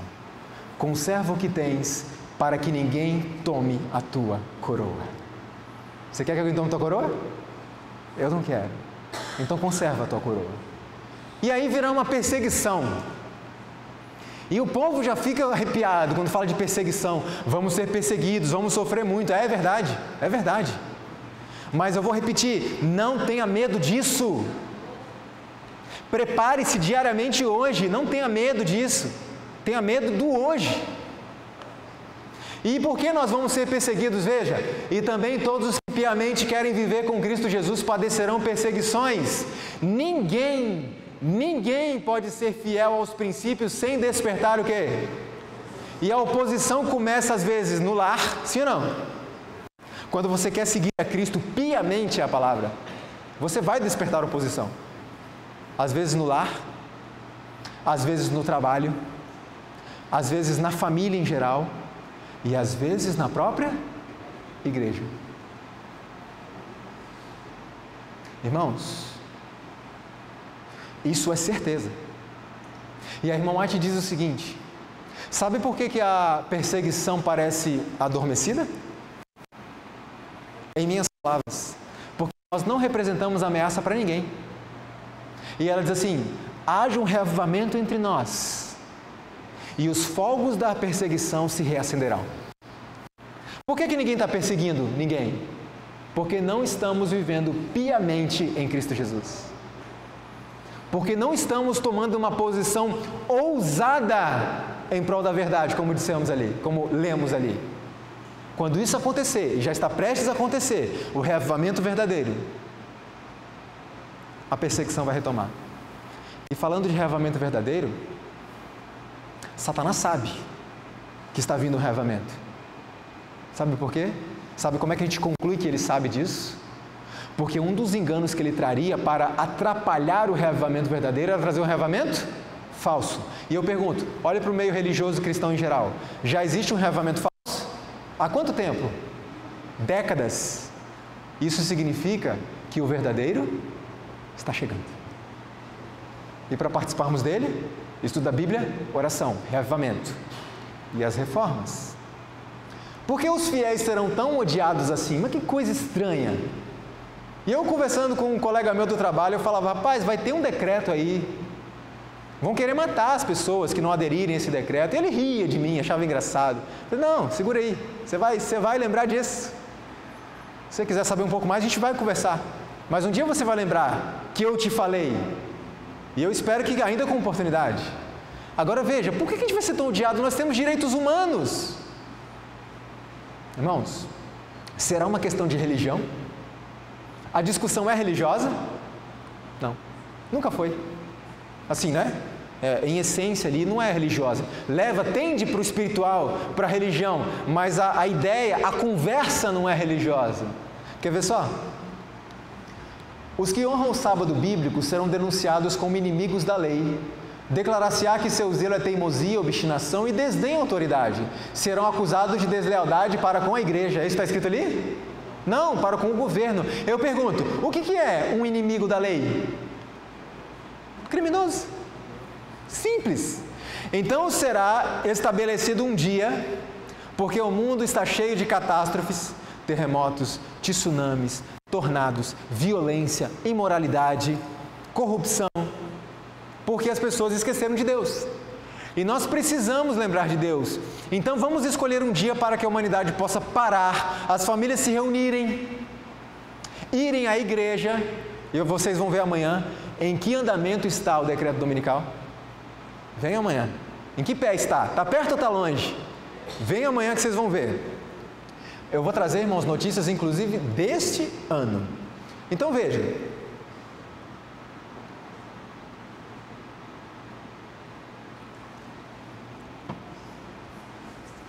Todos vão se unir nisso. Aliás, não vão se unir, né? Amanhã eu vou mostrar para vocês. Já estão unidos. As outras igrejas já estão unidas. Se você está esperando o ecumenismo, a união das igrejas como uma profecia do tempo do fim, já aconteceu. Eu vou mostrar amanhã, inclusive por meio de documentos assinados entre denominações. Então veja só que interessante. Todo mundo vai se unir por essa causa. É uma causa bonita ou não é? Linda! Mas só um pequeno povo teimoso, você e eu, não vamos aderir a isso. Por quê? Porque não importa os êxtases dos sentimentos. Jesus não está naqueles que desrespeitam a sua lei. E nós vamos ficar ao lado da lei de Deus, a adoração ao Senhor. E aí eu pergunto a vocês, vai ser fácil ou difícil odiar a gente? Mole, mole. Muito fácil odiar esse povo que não quer ajudar a acabar com as tragédias. E nós seremos criminosos, pessoas que não obedecem à lei. Por isso seremos jogados na cadeia. Depois muitos sofrerão a morte. E aí? É isso. Não é uma questão religiosa, é uma questão social, civil. Olha só. Virá então o decreto dominical, temido o decreto dominical. Amanhã eu vou falar um pouco mais em detalhes, eu não vou falar muito hoje. Mas veja o que diz a palavra de Deus. A todos faz que lhe seja dada certa marca sobre a mão direita ou sobre a fronte, para que ninguém possa comprar ou vender, senão aquele que tem a marca. Já falamos sobre isso. A fim de se fazerem populares e conquistarem a simpatia do povo, os legisladores hão de ceder ao desejo deste de obter leis dominicais. Olha que informação interessante. Por muito tempo eu acreditei que a lei dominical ia ser estabelecida ali pelos nossos governantes e imposta ao povo. E eu percebi que não vai ser bem assim. Sabe como é que vai ser? O povo vai exigir isso. O povo vai pressionar os governantes para que assinem essa lei, decretem essa lei. E eles, para se manterem populares, simpáticos ao povo, eles vão ceder ao desejo do povo de obter leis dominicais. Ou seja, irmãos, se você está pensando que quando vier o decreto, até o povo aderir a isso, o povo ser convencido disso, vai demorar. Irmãos, é o povo que vai levar os legisladores a fazer isso e não o contrário. E isso já está acontecendo. Já está, amanhã eu vou mostrar para vocês. Já está acontecendo, só falta uma canetinha. Vem amanhã. Em breve serão impostas as leis dominicais e homens em posição de confiança ficarão furiosos com o pequeno número do povo de Deus que guarda os mandamentos. Você e eu. Eles vão ficar furiosos contra nós. E eu repito, não tenha medo. Busque a Deus agora. Tenha medo do que estamos fazendo com a nossa vida hoje. Quando chegar esse momento, não tenha medo. Estaremos preparados se estivermos buscando a Deus hoje. E furiosos, eles irão decretar a morte. Eu pergunto uma coisa para vocês. Quando vier o decreto de morte que o Apocalipse 13 define desta forma, e lhe foi dado comunicar fôlego à imagem da besta para que não só a imagem falasse, como ainda fizesse morrer quantos não adorassem a imagem da besta. Quem é que terá permissão para matar esse pequeno povo? Alguns podem pensar assim: policiais? O exército de repente? Não, nem policiais só e nem exército só. Sabe quantos? Vinham escrito exemplares do qual foram espalhados nas diferentes partes da terra, dando ordens para que se concedesse a quem? Todos! Todo o povo terá autorização para fazer o quê? Liberdade para matar os santos. Irmãos, nós estamos nos preparando para isso? Nossos programas, cultos, congressos, eventos, campais, reuniões de pequeno grupo, estão nos preparando para isso? Porque muitas pessoas, irmãos, quando esse dia chegar, vai olhar para você e para mim e vai falar assim: você não me falou disso. Estamos nos preparando para enfrentar essa pressão, irmãos? Qualquer pessoa estará autorizada a matar você e a mim. E isso não é novidade nenhuma, sabe por quê? Lembra dos valdenses? Mate um valdense e você pode ficar com o sítio dele. Mate um valdense e você está perdoado das suas dívidas. Era assim que acontecia. Qualquer pessoa civil, qualquer civil, era autorizado a matar um valdense. Só que a Bíblia diz que o que nós vamos enfrentar vai ser pior. Estamos nos preparando? Como é que se prepara para isso? Estudo da Bíblia, oração, arrevamento, reforma. E aí não tenha medo do que virá.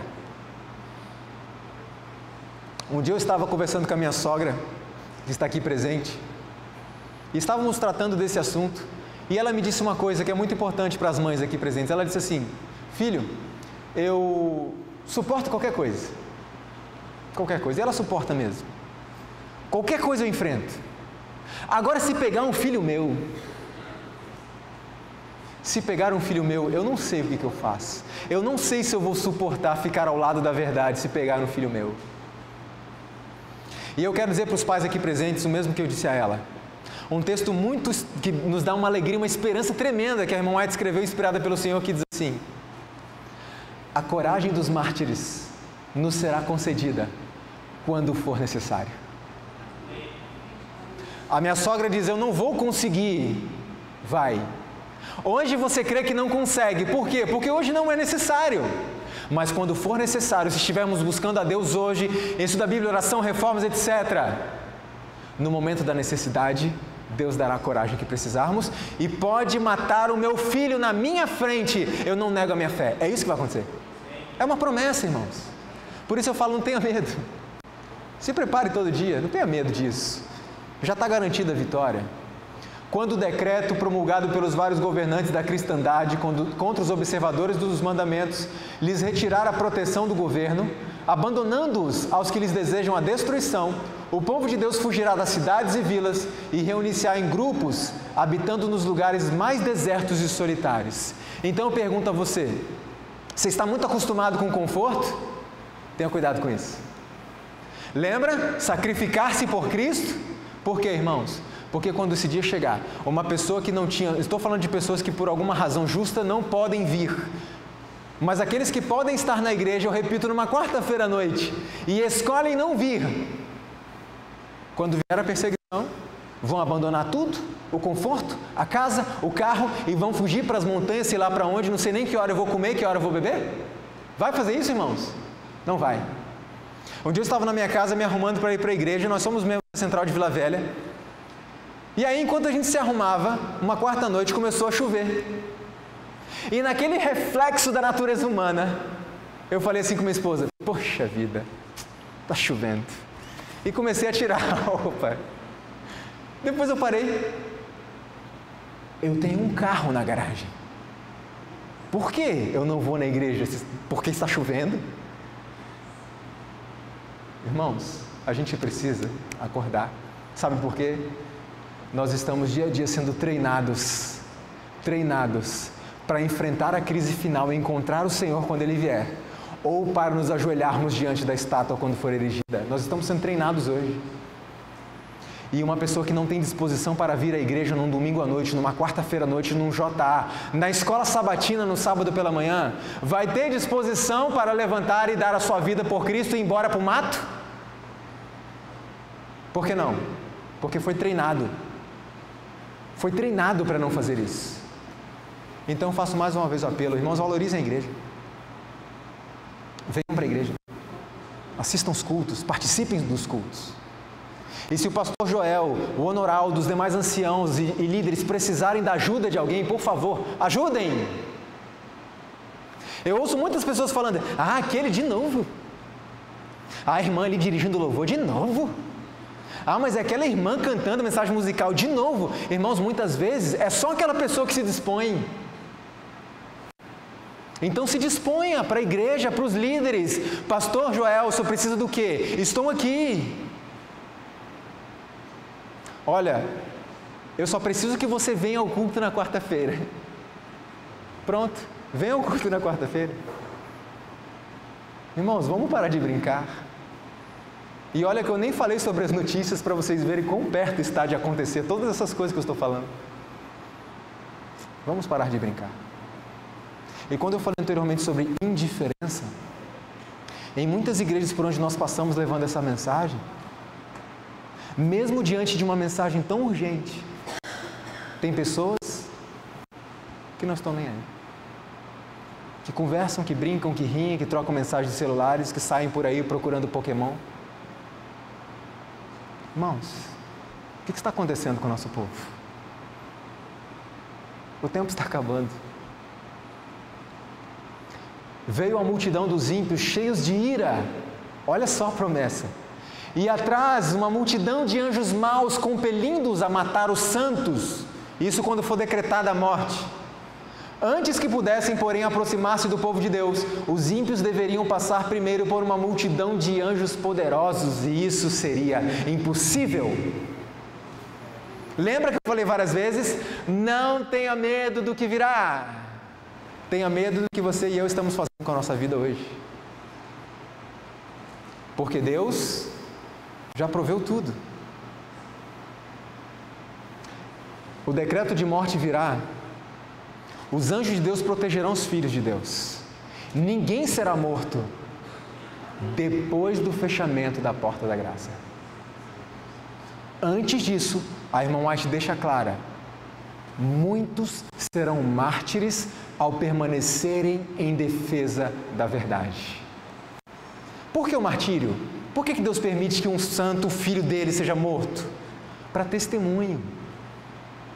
Irmãos, você pode pensar, mas não é injusto? Deus permite que o coitado morra para poder converter uma outra pessoa. Irmãos, injusto. Para um verdadeiro filho de Deus, alguém que ama profundamente ao Senhor, o viver é Cristo e o morrer é lucro. Para aqueles que amam a Cristo, morrer por Ele é a maior honraria que eles poderiam receber. E aí, se Cristo dissesse assim: Igreja de Jardim da Penha, eu preciso de pessoas para morrerem, para darem testemunho. Por que morte? Porque é a forma que nós temos, a forma mais intensa que temos de mostrar que levamos a nossa mensagem o quê? A sério, é morrer por ela. Eu preciso de pessoas aqui para morrer. Quantos levantariam a mão? O verdadeiro Filho de Deus, ele levanta a mão: Senhor, eu quero ter esse privilégio de morrer por Ti. E no céu, vai haver um grupo especial, que terá nas bordas das suas vestes o quê? Uma tarjazinha vermelha. Quem são esses? Os que morreram por Cristo. Que amor é esse, irmãos? Cristo vai honrá-los por toda a eternidade. Aí eu pergunto, alguém vai ficar com inveja deles? Não. Pessoas vão ficar felizes. A gente tem um pensamento muito humano. Quando o homem caiu, Cristo foi ter uma entrevista com o Pai. E por 3 vezes, está relatado na história da redenção, por 3 vezes Cristo foi conversar com o Pai. Não digo que Ele foi conversar para saber, e agora, o que nós vamos fazer? Não. Deus nunca é pego de surpresa. Eles foram ali tratar deste assunto. E os anjos do lado de fora assim, ansiosos. O que está acontecendo? O que eles vão fazer? Quando Cristo saiu pela terceira vez, Ele relatou aos anjos o que Ele faria.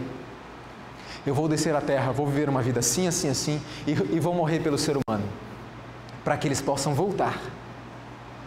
Quando eu li aquilo, eu já pensei assim, parei a leitura e pensei, com certeza os anjos ficaram indignados.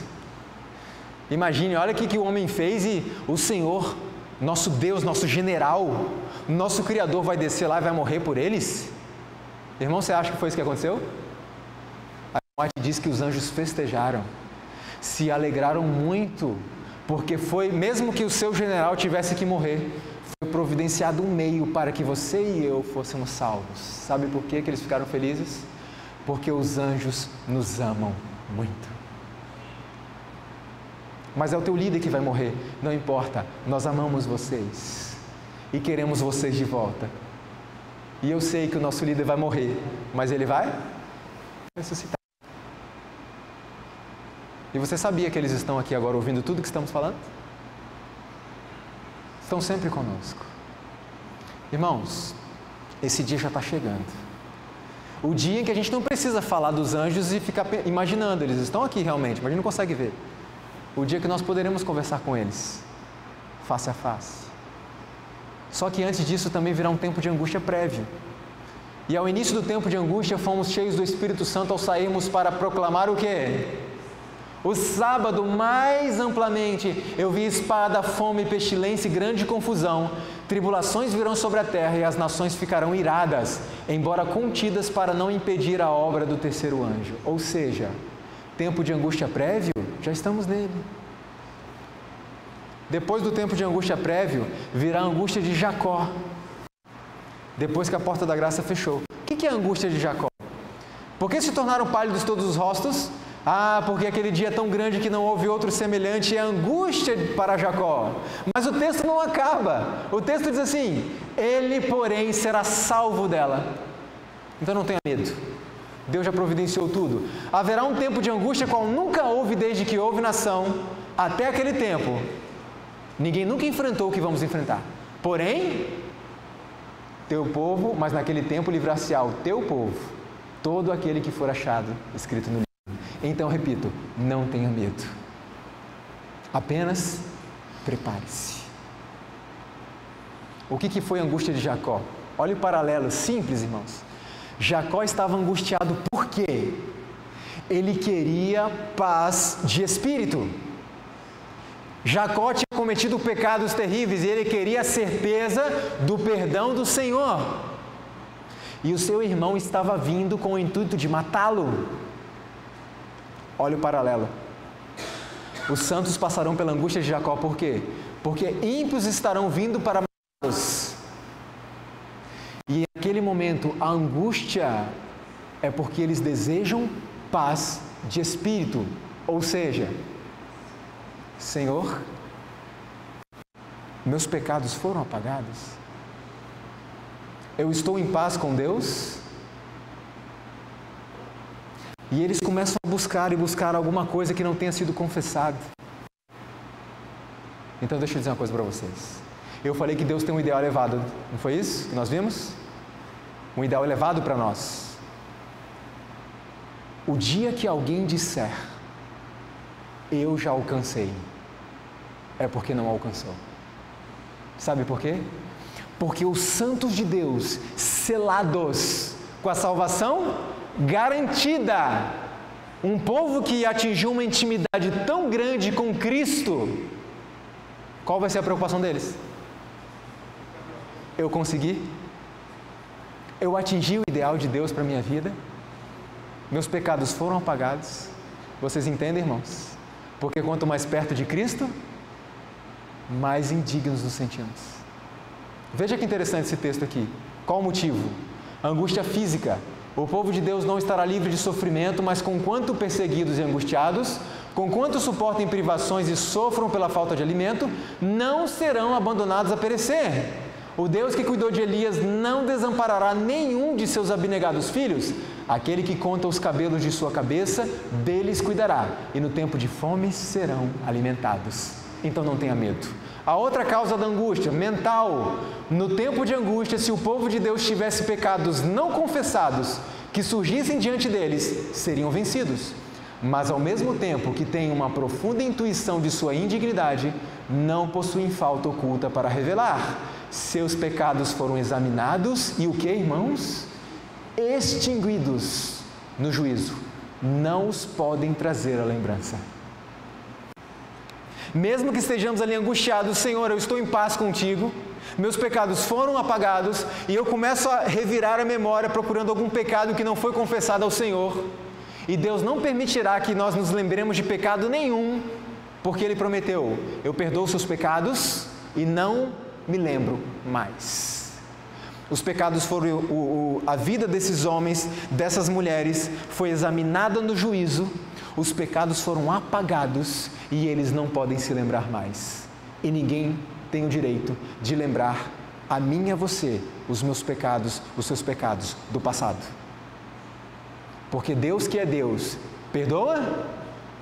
Se houve abandono, esquece. Ninguém tem direito de lançar no seu rosto o seu pecado passado. O tempo de angústia durante o qual não haverá mediador nem perdão do pecado e que já está a ponto de começar, requer séria preparação da vida e do coração. E aí, para nós encerrarmos, virão as 7 pragas. Eu não vou falar sobre as 7 pragas, mas o que é interessante para a gente compreender nas 7 pragas é o seguinte: quando o dilúvio foi derramado sobre a terra, a irmã White relata que Satanás temeu pela sua vida. Ele ficou com medo de morrer ali. Irmãos, por que Satanás, que é um ser sobrenatural, ficou com medo de morrer num dilúvio? Sabe por quê? Porque naquele momento ele teve a oportunidade de presenciar como nunca antes a ira de Deus contra o pecado. E ele pensou: Deus está tão irado com o que eu fiz neste mundo que vai sobrar para mim também agora. Não é contra o pecador, é contra o pecado. Agora eu pergunto, por que tantas pessoas morreram? Se a intenção de Deus não era matar pessoas, era matar o pecado, por que tantos morreram? Porque no momento do dilúvio estavam agarrados ao quê? Ao pecado. E Deus falou: filho, solta. Não. Filho, eu vou destruir. Solta, por favor. Não. Filho, eu preciso destruir. E eu imagino Deus com muita dor no coração, até virando o seu rosto e destruindo. Porque com o pecado foi um filho amado dele. Mas ele precisa, irmãos. Ele precisa. Isso também é uma atitude de amor. Agora eu pergunto, durante o dilúvio, em que Satanás temeu pela sua própria vida, havia mistura de misericórdia, sim ou não? Sim. Mas a Bíblia diz que as 7 pragas serão derramadas sem mistura de misericórdia. O Espírito Santo retirado da terra.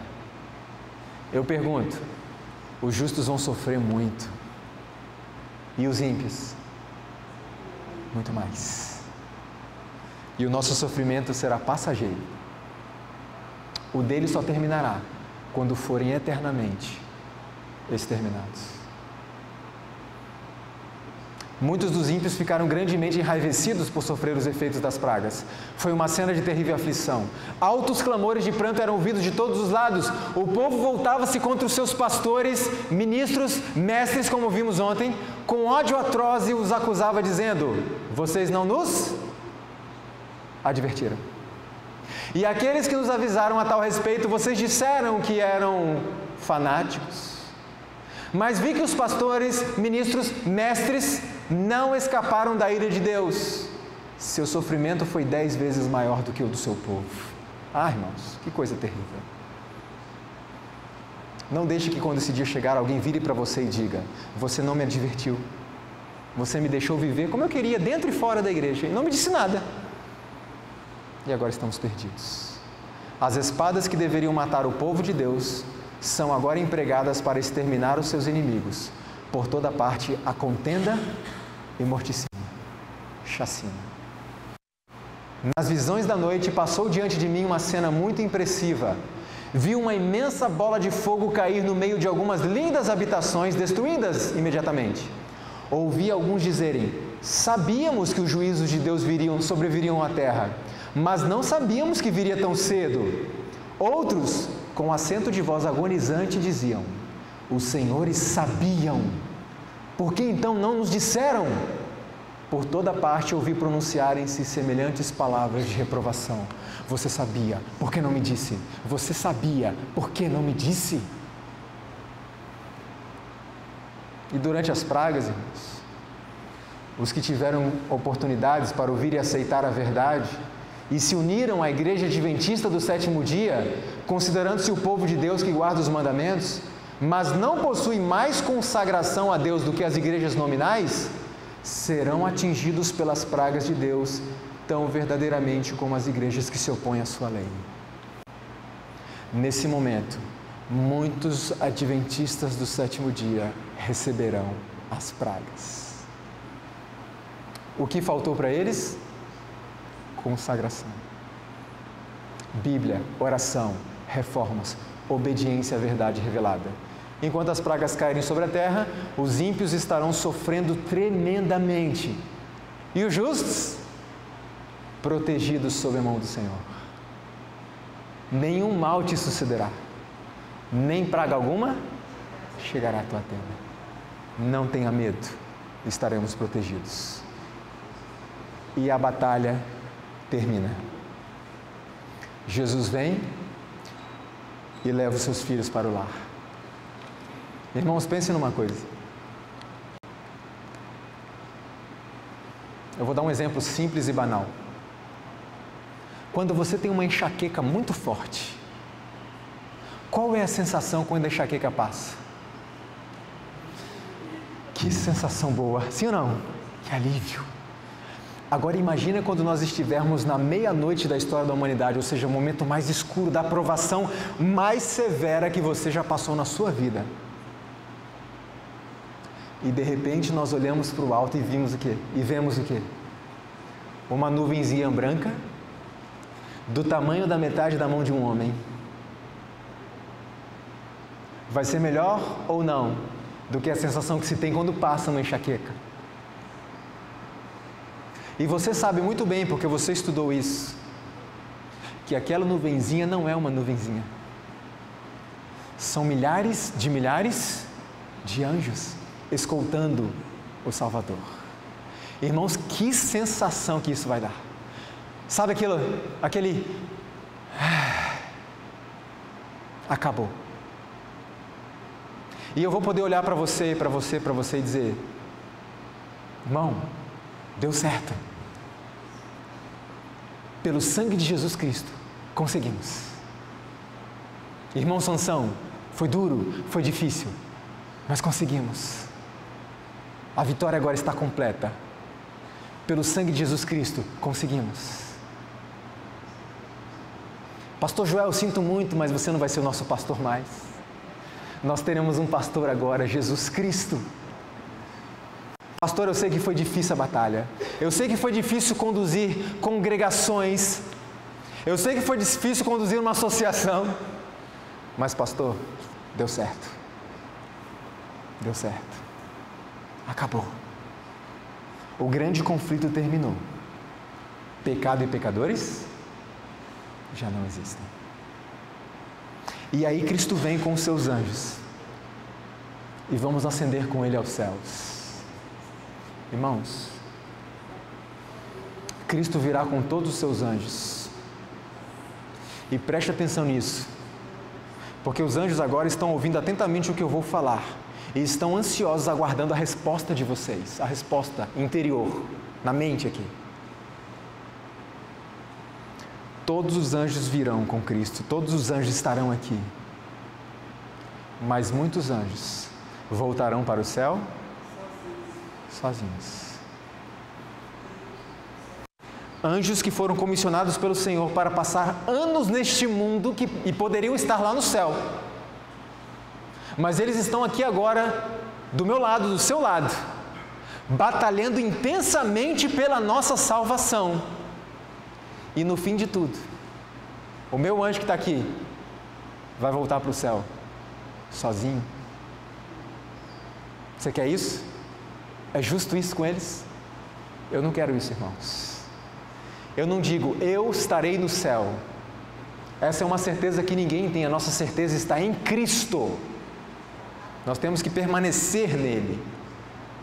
É a nossa esperança estarmos lá. E eu não quero que meu anjo suba sozinho. Irmãos, às vezes na noite, às vezes quando nós vamos para o interior e gostamos de olhar as obras da natureza, eu fico imaginando o meu anjo subindo e olhando para trás e se despedindo de mim. Olha tudo que Ele fez por mim nessa terra, e você nem sabe do que Ele fez. Eu nem sei de tudo que Ele fez. No céu nós vamos ver algumas de suas intervenções, em que nós poderíamos até ter morrido e não morremos e nem percebemos, porque Ele interviu para preservar a nossa vida, por amor que tem a nós. E no final de tudo, tendo tudo nas mãos, eles vão voltar sozinhos. Irmãos, tudo que nós ouvimos falar das belezas do céu, da beleza, aliás, de Cristo Jesus, para aqueles que se perderem, essas pessoas nunca verão.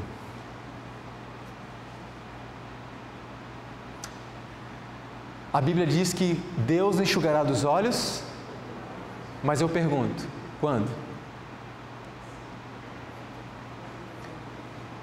Você indo para o céu, passará 1000 anos investigando os livros e compreendendo porque o seu filho, porque o seu pai, porque seu cônjuge não foi para o céu. Eu pergunto, irmãos, isso vai nos entristecer ou não? Irmãos, isso vai nos entristecer profundamente, e principalmente porque neste momento nós estaremos vivendo um amor perfeito. Quando a cidade santa descer, os ímpios cercarão o acampamento do Senhor, com Satanás incitando-os a tomar a cidade. Não sei como será a cena, mas às vezes eu imagino que pode ser que eu veja alguém que eu amo muito do lado de fora. E quando você lê a Bíblia, você encontra o texto: então, ou eles enxugará dos olhos toda lágrima, depois do milênio. Depois do juízo final, depois da condenação definitiva de todos os ímpios. Então lhes enxugará dos olhos toda lágrima. Por quê? Investigamos os livros, a justiça de Deus foi vindicada diante do universo. Compreendemos plenamente, e agora Deus pode... Acabou, filho. O texto continua dizendo que a morte o quê? Agora eu pergunto, durante o milênio, ainda existirá morte, sim ou não? Sim. Depois que Satanás foi destruído, todos os ímpios, a morte diz que será o último inimigo a ser vencido. Aí sim, Deus enxugará dos olhos toda lágrima e a morte já não mais existirá. Esse dia está chegando. Está muito perto. E eu quero estar lá com você. Para isso nós precisamos nos preparar hoje. Repito, não tenha medo do que está vindo por aí. Se prepare a cada dia. Que o Senhor nos abençoe.